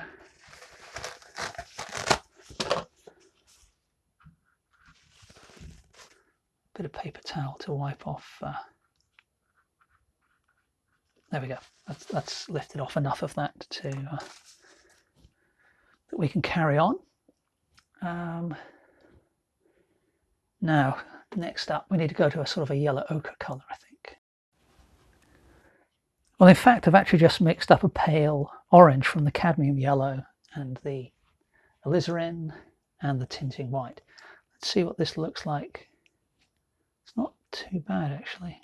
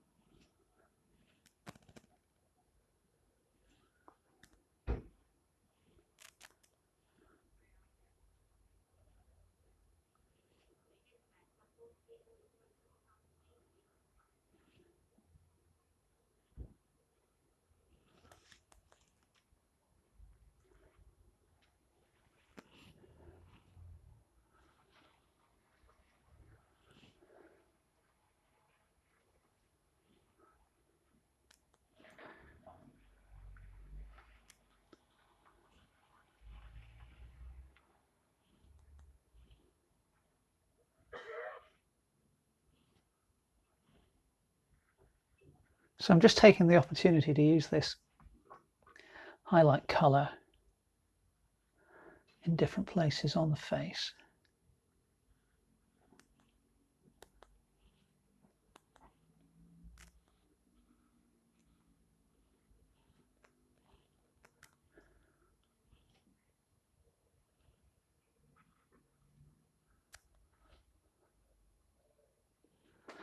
And let's add quite a bit more of the tinting white.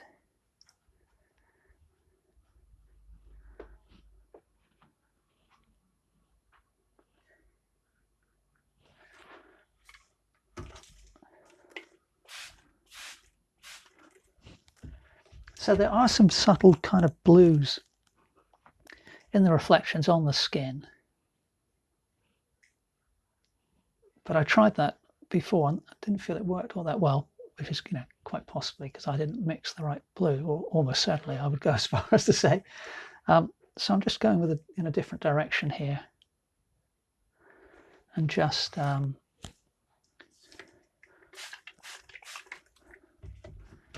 making use of this kind of pale orange that I've got going. The reason I'm spraying the surface of the painting with the water is I want to have reasonably soft edges.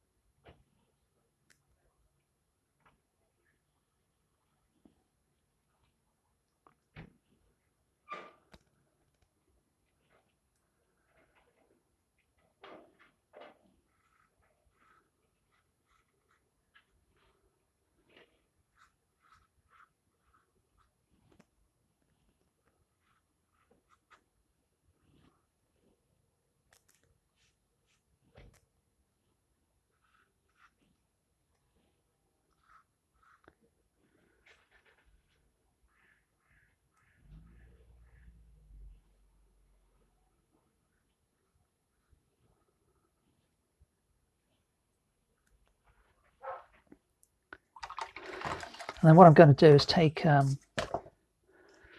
my clean brush and spray that with water and just use that to kind of soften some of the patches of paint that I've put down there, just a little bit.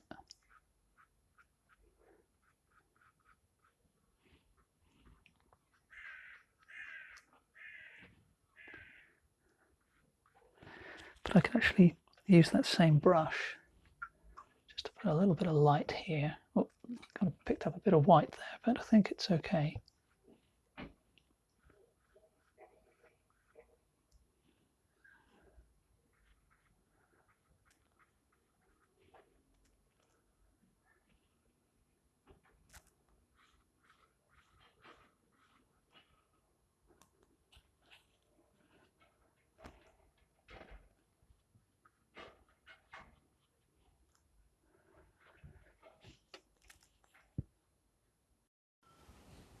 Next, let's return to the mouth. So I've gone back to that dark burnt umber ultramarine blue combo.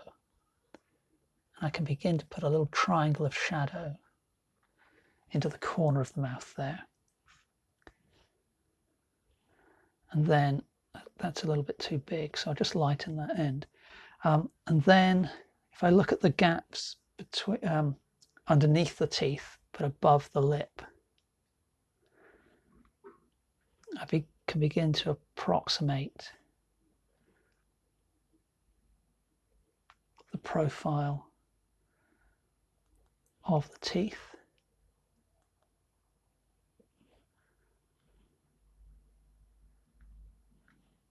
Now, I don't really want to have to draw every single tooth in great detail, but my hope is to kind of capture the general impression of Oti's smile. So I'm treating the upper and lower teeth as kind of a single mass, really, and then just looking at the shape of the dark shadow gaps which are, the shadow is really meant to be a dark red, but for the moment, it's okay to approximate it with this darker color. I'll need to adjust the lower lip. But putting that shadow in has begun to create a smile. And the upper teeth are actually casting a shadow onto the lower teeth. So I've taken this purple color from earlier. I'm just going to put that shadow in there. And then if I mix that in with a bit of the pale blue, which I still have on the palette nearby, I can use that to bring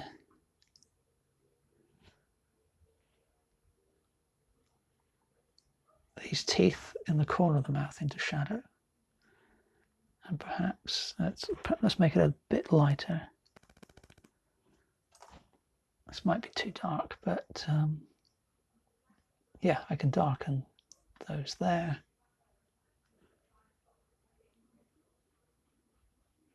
And I will come back and add highlights so that, her dental work looks a lot better than I've got it at the moment, but it started to place some teeth in the mouth. That's the main thing. Now I've picked up some of that purple color again. I'm just going to try some of that over here in the hair, on the edge of the ear.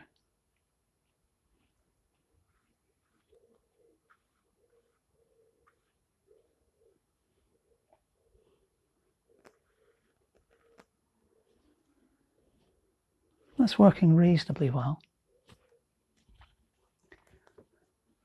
It's not going on quite as smoothly as I would hope,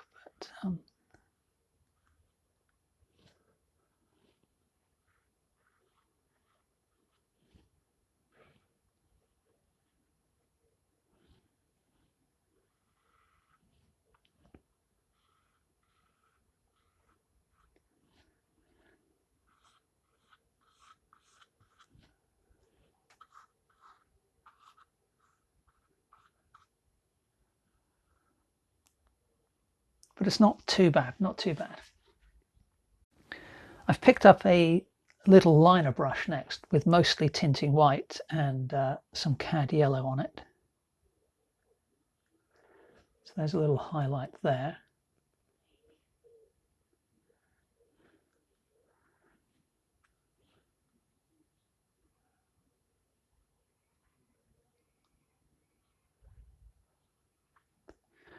Another highlight there, which I can add a little bit to.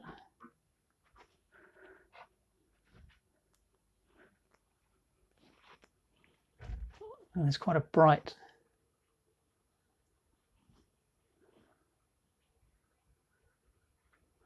highlight there.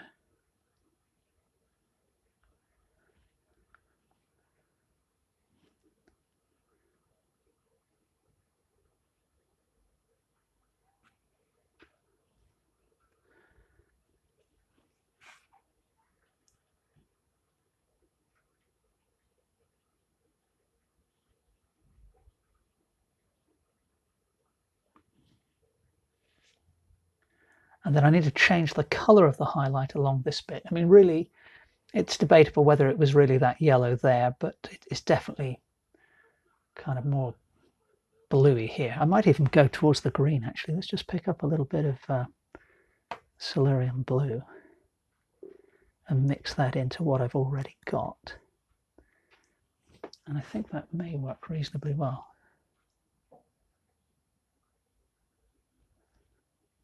Yeah, I don't mind that too much. I'm going to put a little touch of that over here.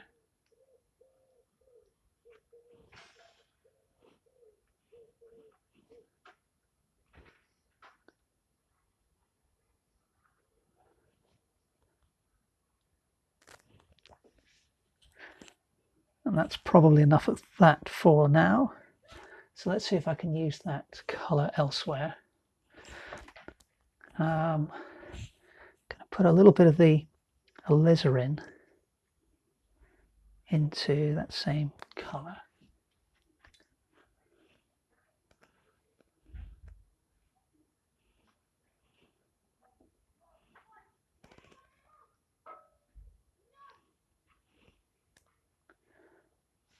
just change the camera angle for you. There we go. So on the headscarf, I can, you know, the liner brush is quite good for these types of marks. So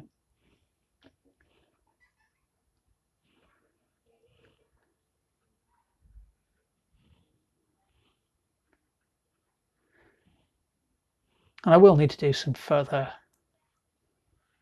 modeling on this headscarf, but the addition of this color, I think, is kind of just, you know, moving things in, generally speaking, the right direction compared to what I've currently got.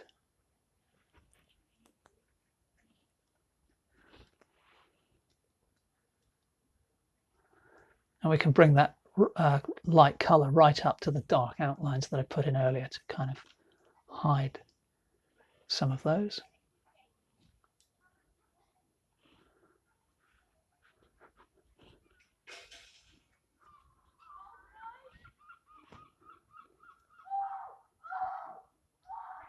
I don't know if you can hear, but there are some children playing outside in a rather loud way, so apologies for that.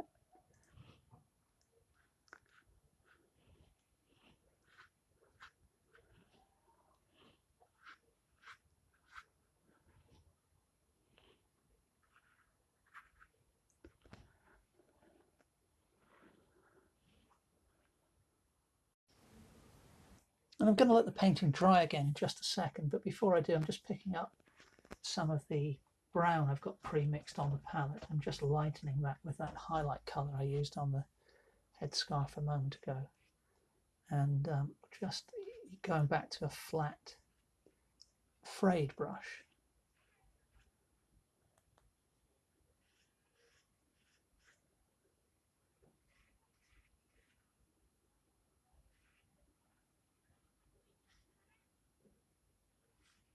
Just to put some darker shadows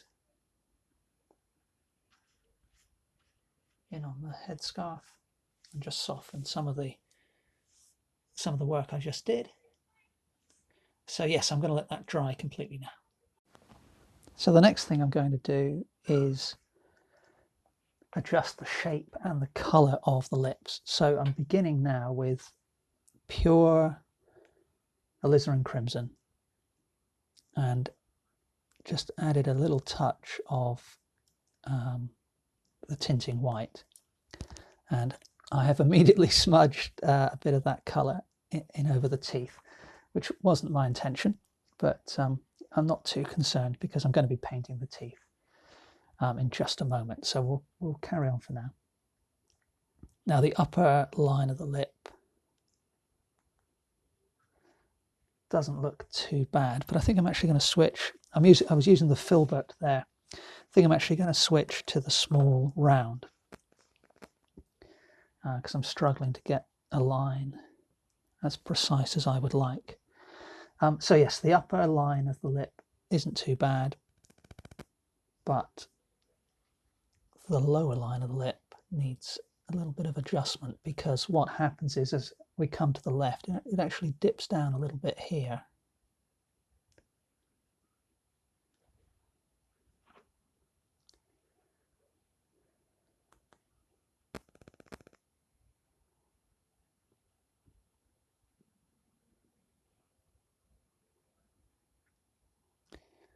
And then the colour I'm using here,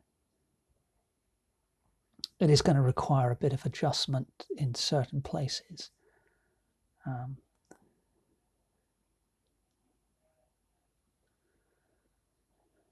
In particular on the left-hand side of the upper lip.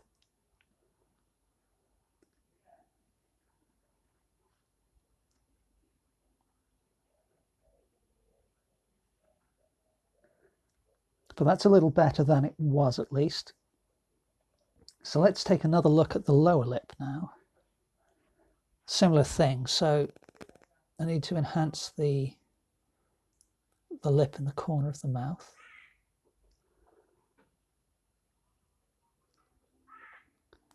Needs to come up a little higher than I currently have it.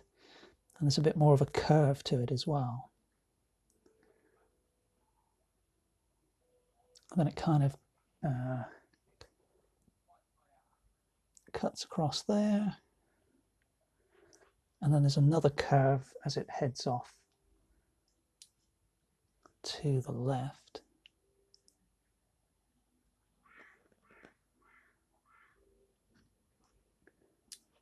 And then the upper lip I haven't quite finished, but for now I'll just put that bit in there. And that's not too bad. What I'm going to do now is just add a little bit of the burnt umber to this colour that I've got. And we'll see what that looks like when we put it in here.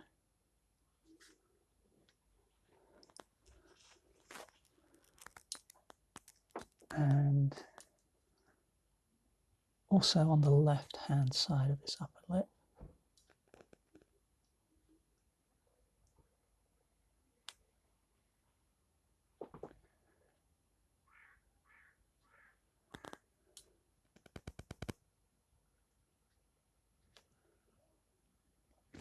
So not perfect, but you know, better than it was.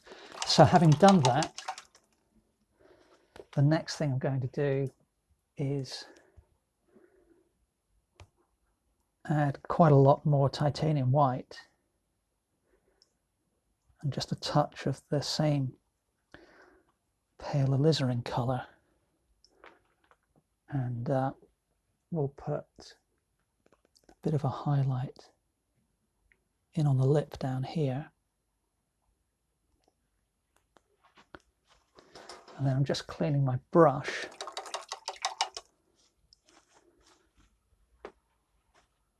so I'm going to go back to the burnt umber combo that I had, and we'll darken the area underneath that little highlight and up round there as well. And now I'm going to move on to the teeth. But before I do that, I'm just going to take the opportunity that I have, you know, because I've got this kind of almost pure alizarin colour on my brush. I'm just going to add a couple of touches of brighter colour to the glasses frame.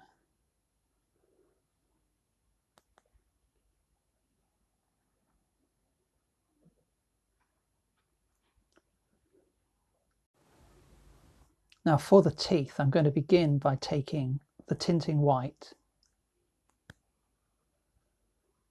just the tiniest touch of the cadmium yellow. So that's giving me a very pale yellow. Take a bit more of the tinting white.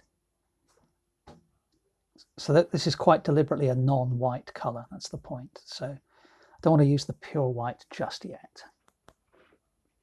So we'll begin by putting in the sort of first incisor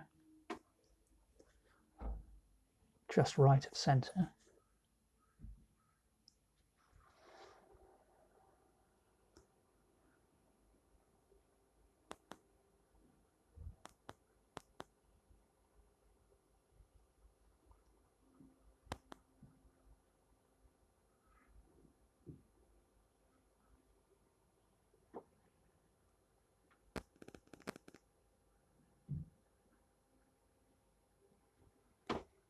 Now I've made that tooth a little longer than it is. That wasn't intentional, but I will be coming back to fill in some shadows. So for now that's okay. Then we can do the next incisor.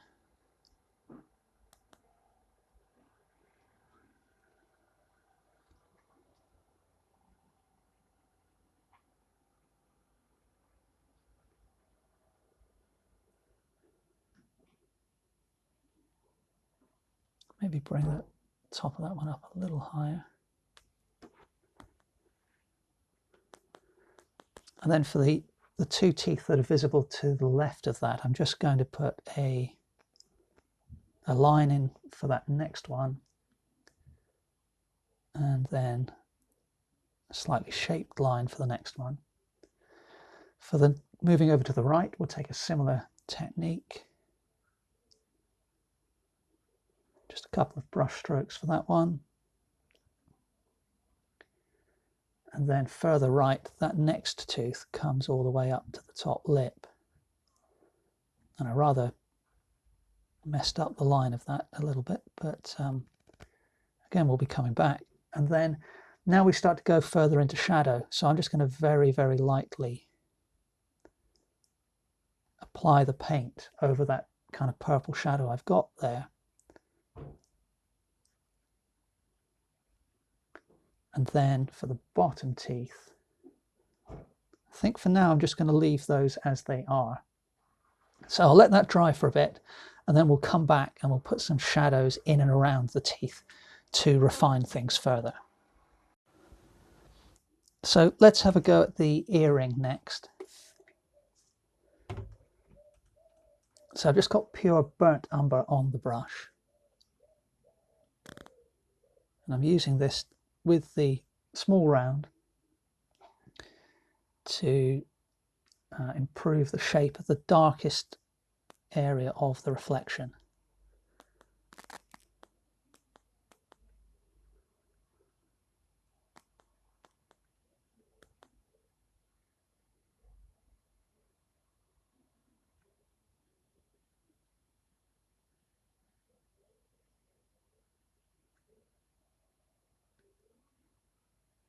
And then I'm going to take some of that and mix it into the pale colour I used for the teeth. And if I just spray the painting with water again, whoops, there we go, that's not too bad I think. Now I'm going to use this colour to add to the shadow. It's not really quite dark enough I don't think, but so the shadow that's being cast by this earring onto the cheek.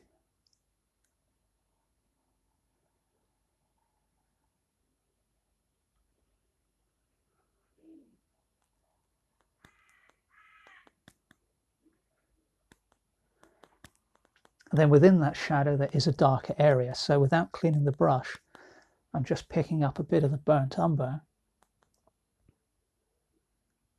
and while that first application of paint is still wet, as you can see, I'm just darkening that part of the cast shadow.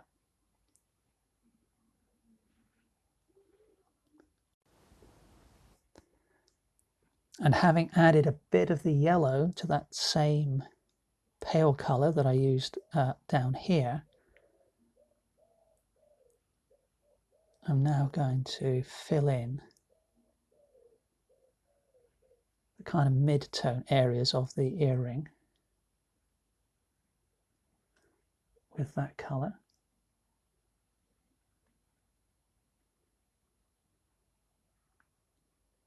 And I'm applying the paint fairly thinly here because some of the gold background will show through, and that's going to be okay.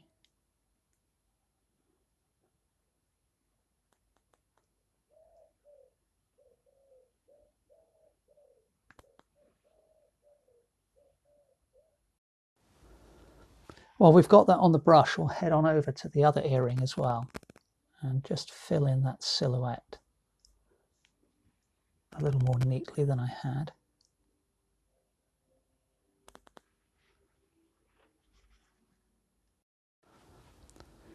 Back in with the pure burnt umber now.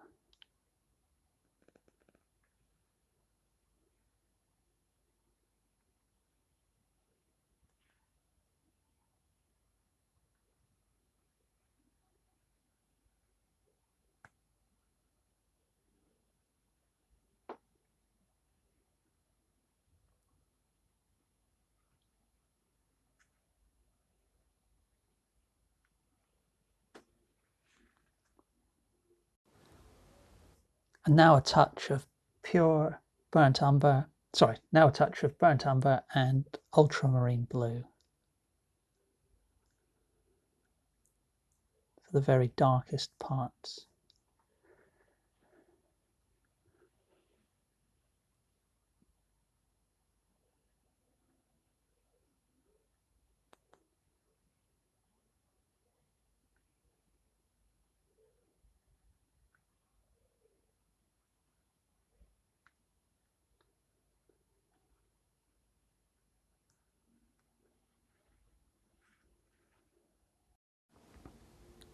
And the colour I used for the teeth a moment ago, which is almost entirely tinting white, but with a touch of yellow, is actually going to be useful for the highlights on this earring.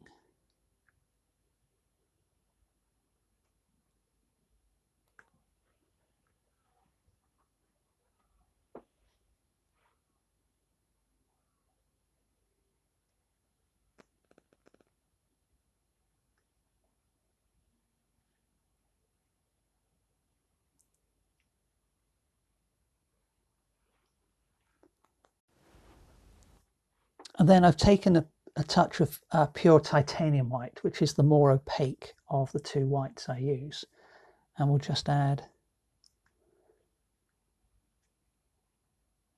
a couple of touches of that within the highlights I've already put down.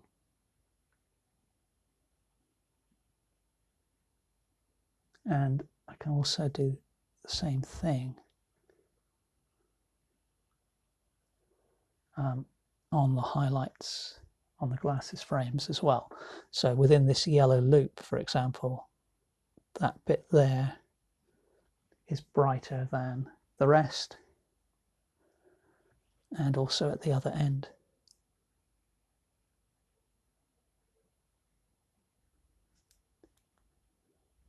And then I don't think I need to do any more, actually. I want to use it fairly sparingly. Now, that very dark colour that I used here and here, which was the burnt umber and the ultramarine blue, I've just added a bit of the alizarin crimson to that. And I'm going to use this now to start to describe the teeth in a bit more, with a bit more precision, by using this as the shadow colour for the open mouth.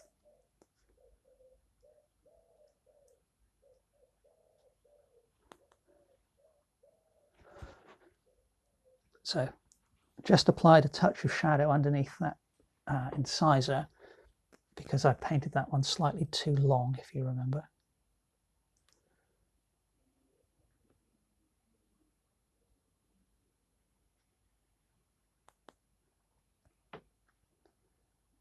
Then there's an almost square gap between, it's only small, but it's a little square gap between the bottom teeth.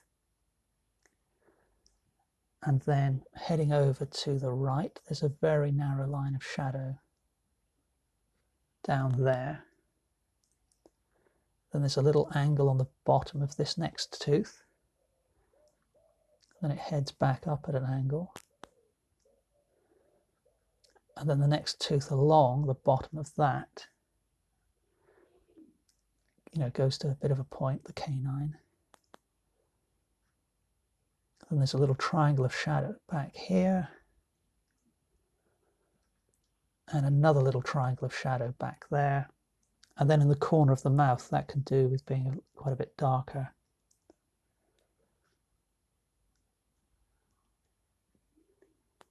And then that shadow extends down to the bottom lip.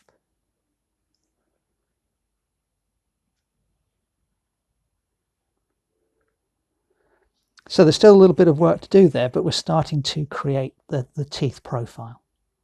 Now I've just mixed that same colour that I had left on the brush in with a bit of burnt umber. And I'm going to use this to intensify the shadow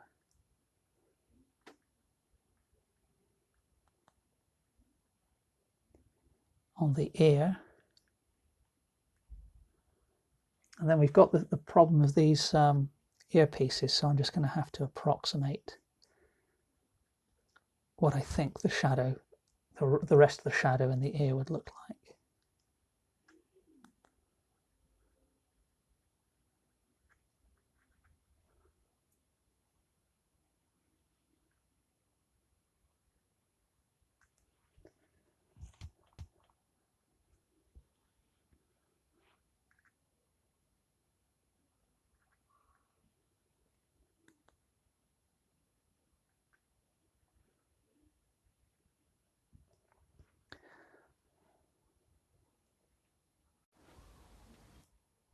And some of that same colour I can actually add to this eyebrow here as well, just in part. I'll just soften the edges of that patch of paint. It isn't quite the right colour, but in terms of tone, it's not too bad. Do something similar over there. And then I need to go back to the hair now. So I've switched brushes to my frayed 1/2" brush, flat, and this is burnt umber with a touch of the cad red in.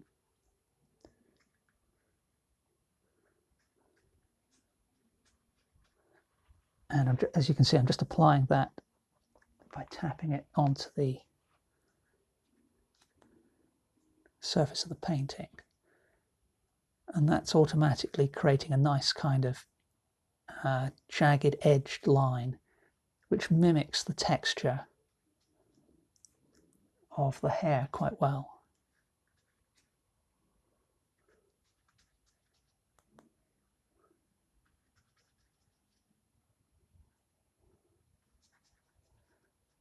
Now as we come over to the left, things get a little bit darker, so I'm going to add some ultramarine blue to that same mixture.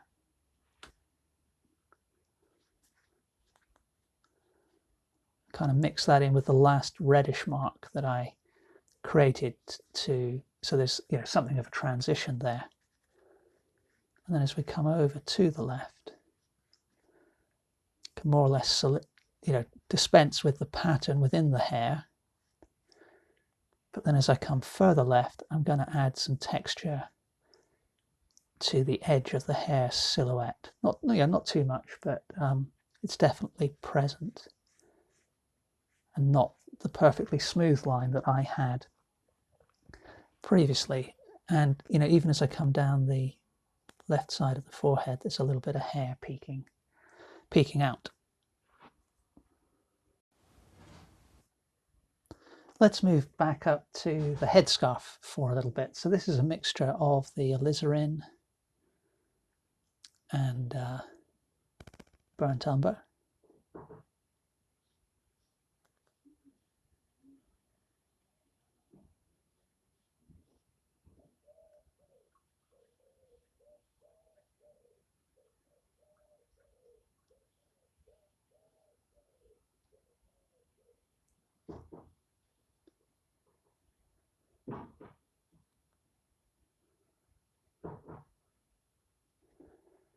So using this to put in some of the darker shadows,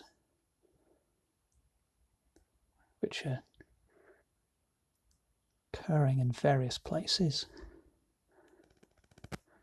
around the headscarf.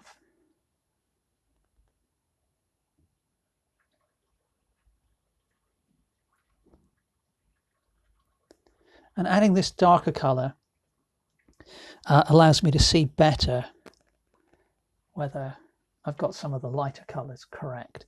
I've just added a bit more of the alizarin to the mix, so I've gone a little bit lighter now, a little bit redder.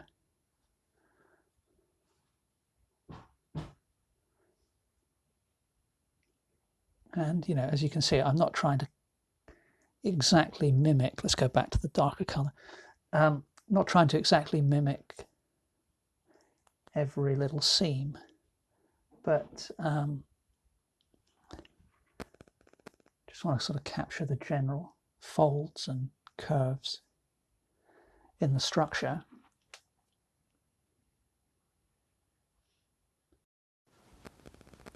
I've switched the colour to a mixture of burnt umber and cadmium yellow.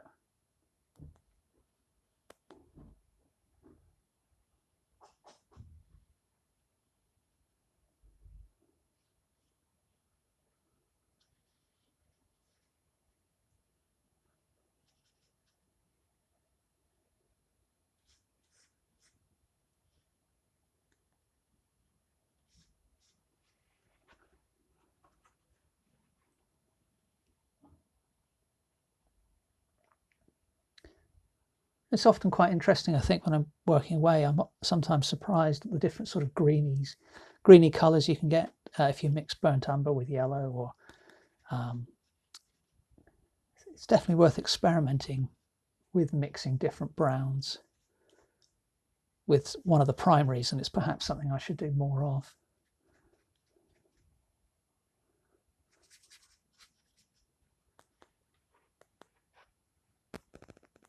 Okay, well, let's grab some tinting white and a touch of the cadmium yellow. It's a little bit bright, I think, but I think it should be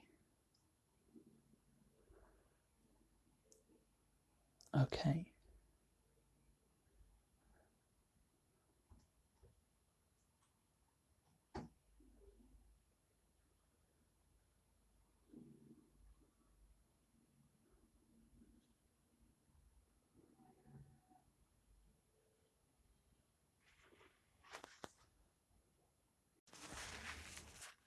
Yeah, I think it is perhaps a bit too much of that yellow, so let's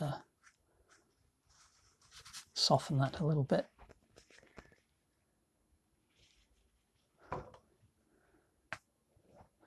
So I'm just grabbing some tinting white and a touch of the ultramarine blue.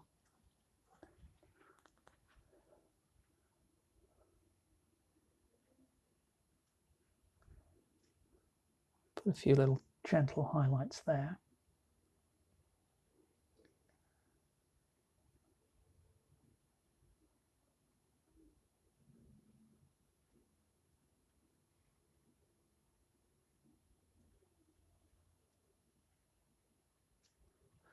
And then I'll mix that in with some of the yellow to go a bit more towards the green.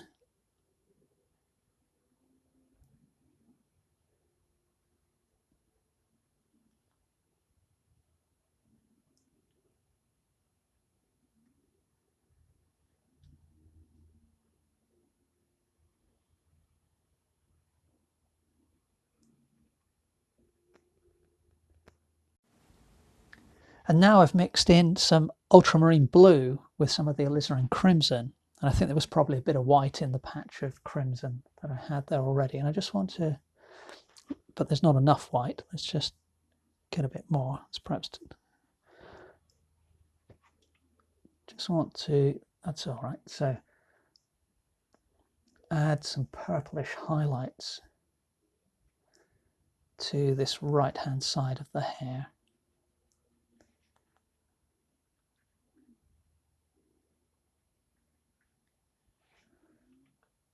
Yeah, I quite like the way that colour's working next to some of the other colours I've got in the painting.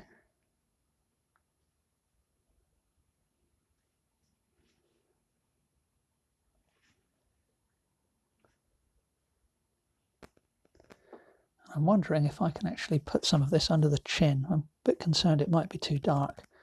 Let's try.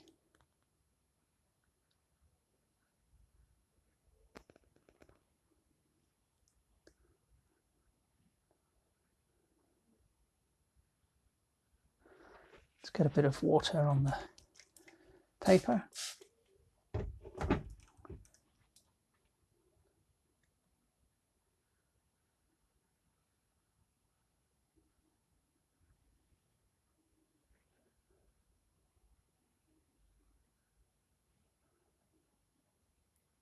I'm going to put a touch of this colour in that little earring shadow.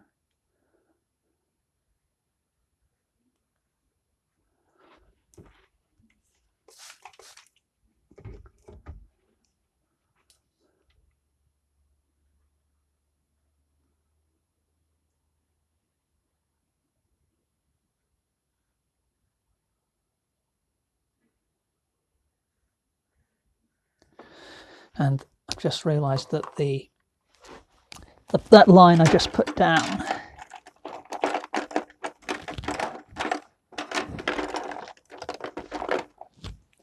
is the left-hand side of that patch of purple. Came way too far over to the left, so it needs to be just lifting that off with a clean wet brush.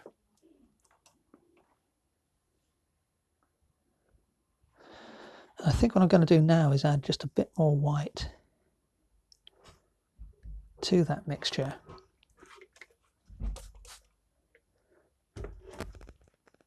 And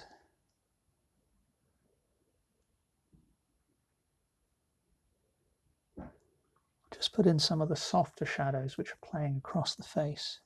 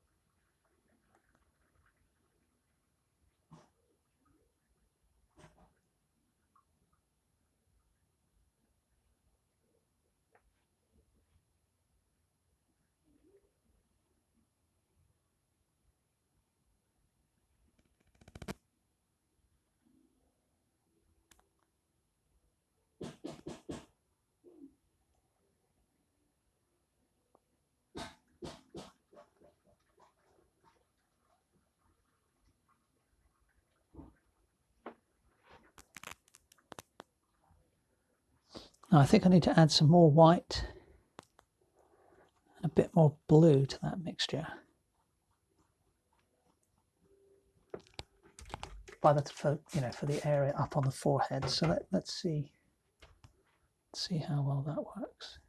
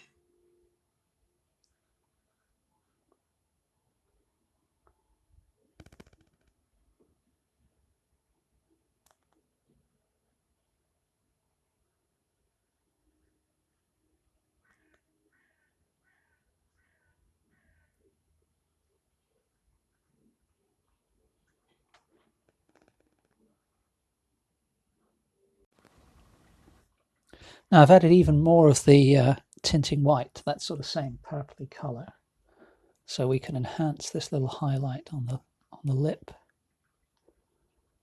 there a little more, and the one up there.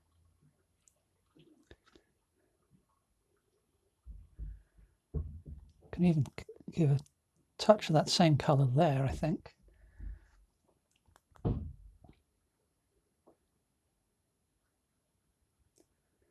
And then I think I might even be able to use some of this same colour in the parts of the headscarf.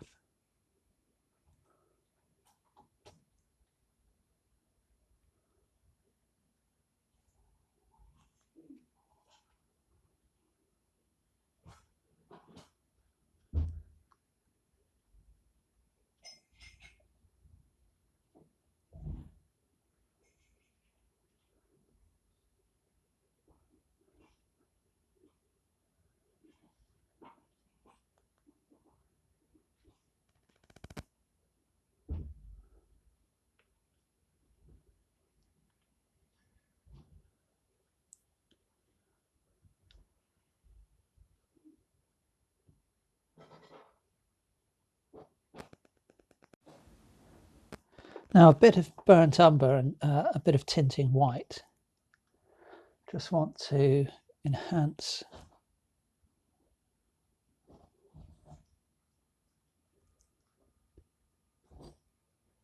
some of the shadows in a few key areas.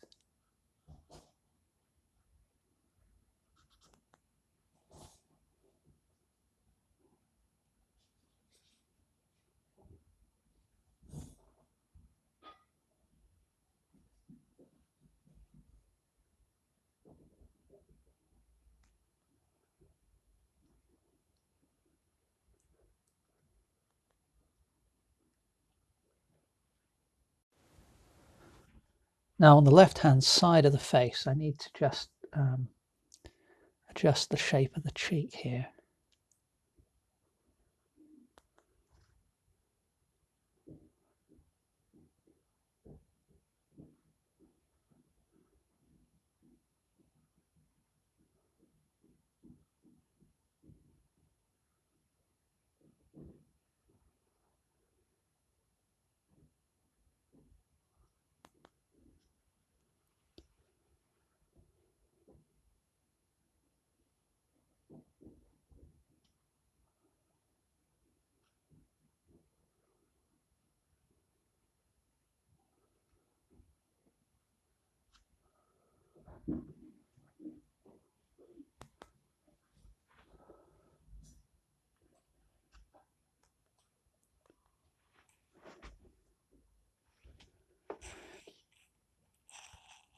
And we'll put a bit more blue, cerulean blue, into that same mixture. I'll cover up that part of that shoulder strap that was protruding into the background. Now I need to refine the mouth further, so I've mixed up some ultramarine blue and alizarin crimson. And there's quite a dark line of shadow along the bottom edge of the upper lip. So we can put that in.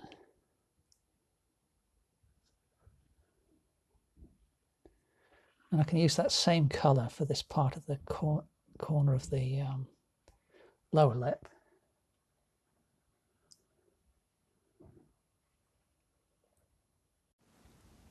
Now I've mixed up some cadmium yellow and the alizarin. That gives me kind of more of an orangey red, closer to a cadmium red. But sorry, I've mixed alizarin crimson and cadmium yellow. I think I said that before, but apologies if I didn't. Now that's a bit too orange. So let's put a little bit more of the crimson in there.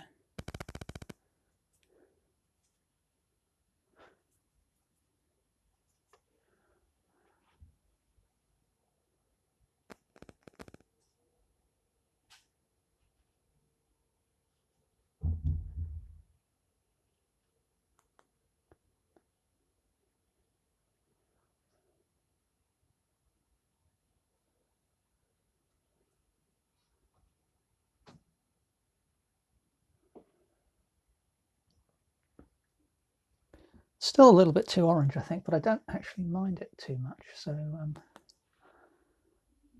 that's okay.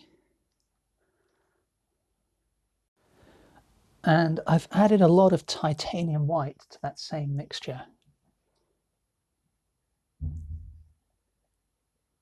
so that I can get the colour of the gums a little better.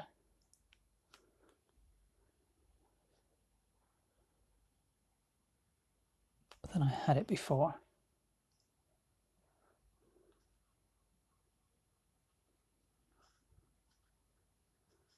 There's a bit of orange background still showing through there, I've just noticed, so I need to get rid of that.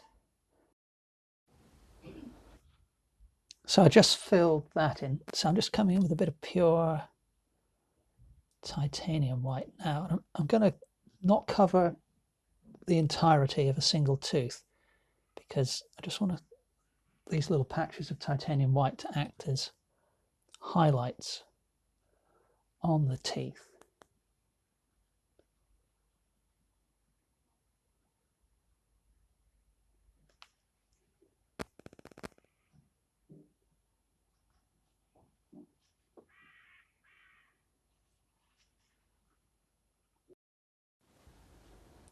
And then I've just picked up a pale blue colour, which I'm going to use as a shadow colour on some of these lower teeth.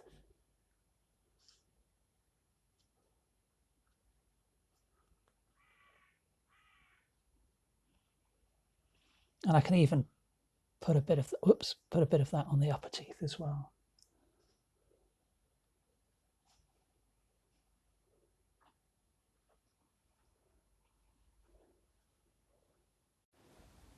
Now I just darkened the left-hand corner of this eye with a mix of the white and ultramarine blue, and I'm coming in now with pure ultramarine blue. Well, it's got just a touch of the burnt umber in.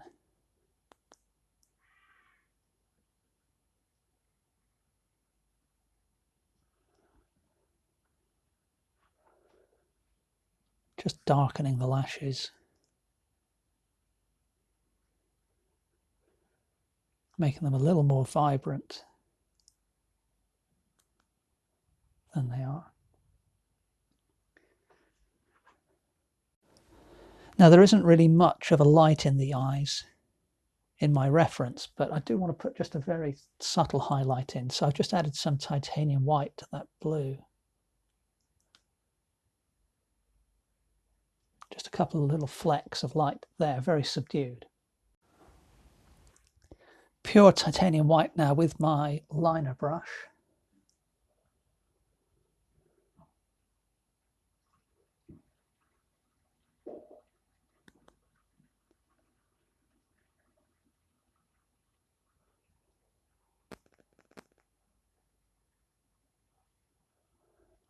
For those highlights on the lenses.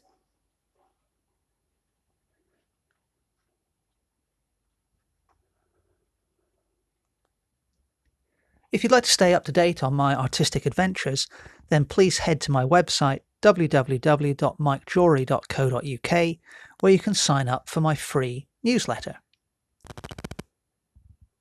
Let's take a look at the finished painting. I really enjoyed painting this one. It was quite a challenge for me with the angle of the headscarf, the smiling face, the glasses, the reflections in the glasses, and the earring. I think probably my favourite part of the whole painting is the earring, but I'm happy with the painting as, on the whole. Anyway, I hope you really enjoyed this video. Please remember to like the video, and I hope to see you next Sunday for the next episode of the Sunday Art Show. Thanks very much for watching.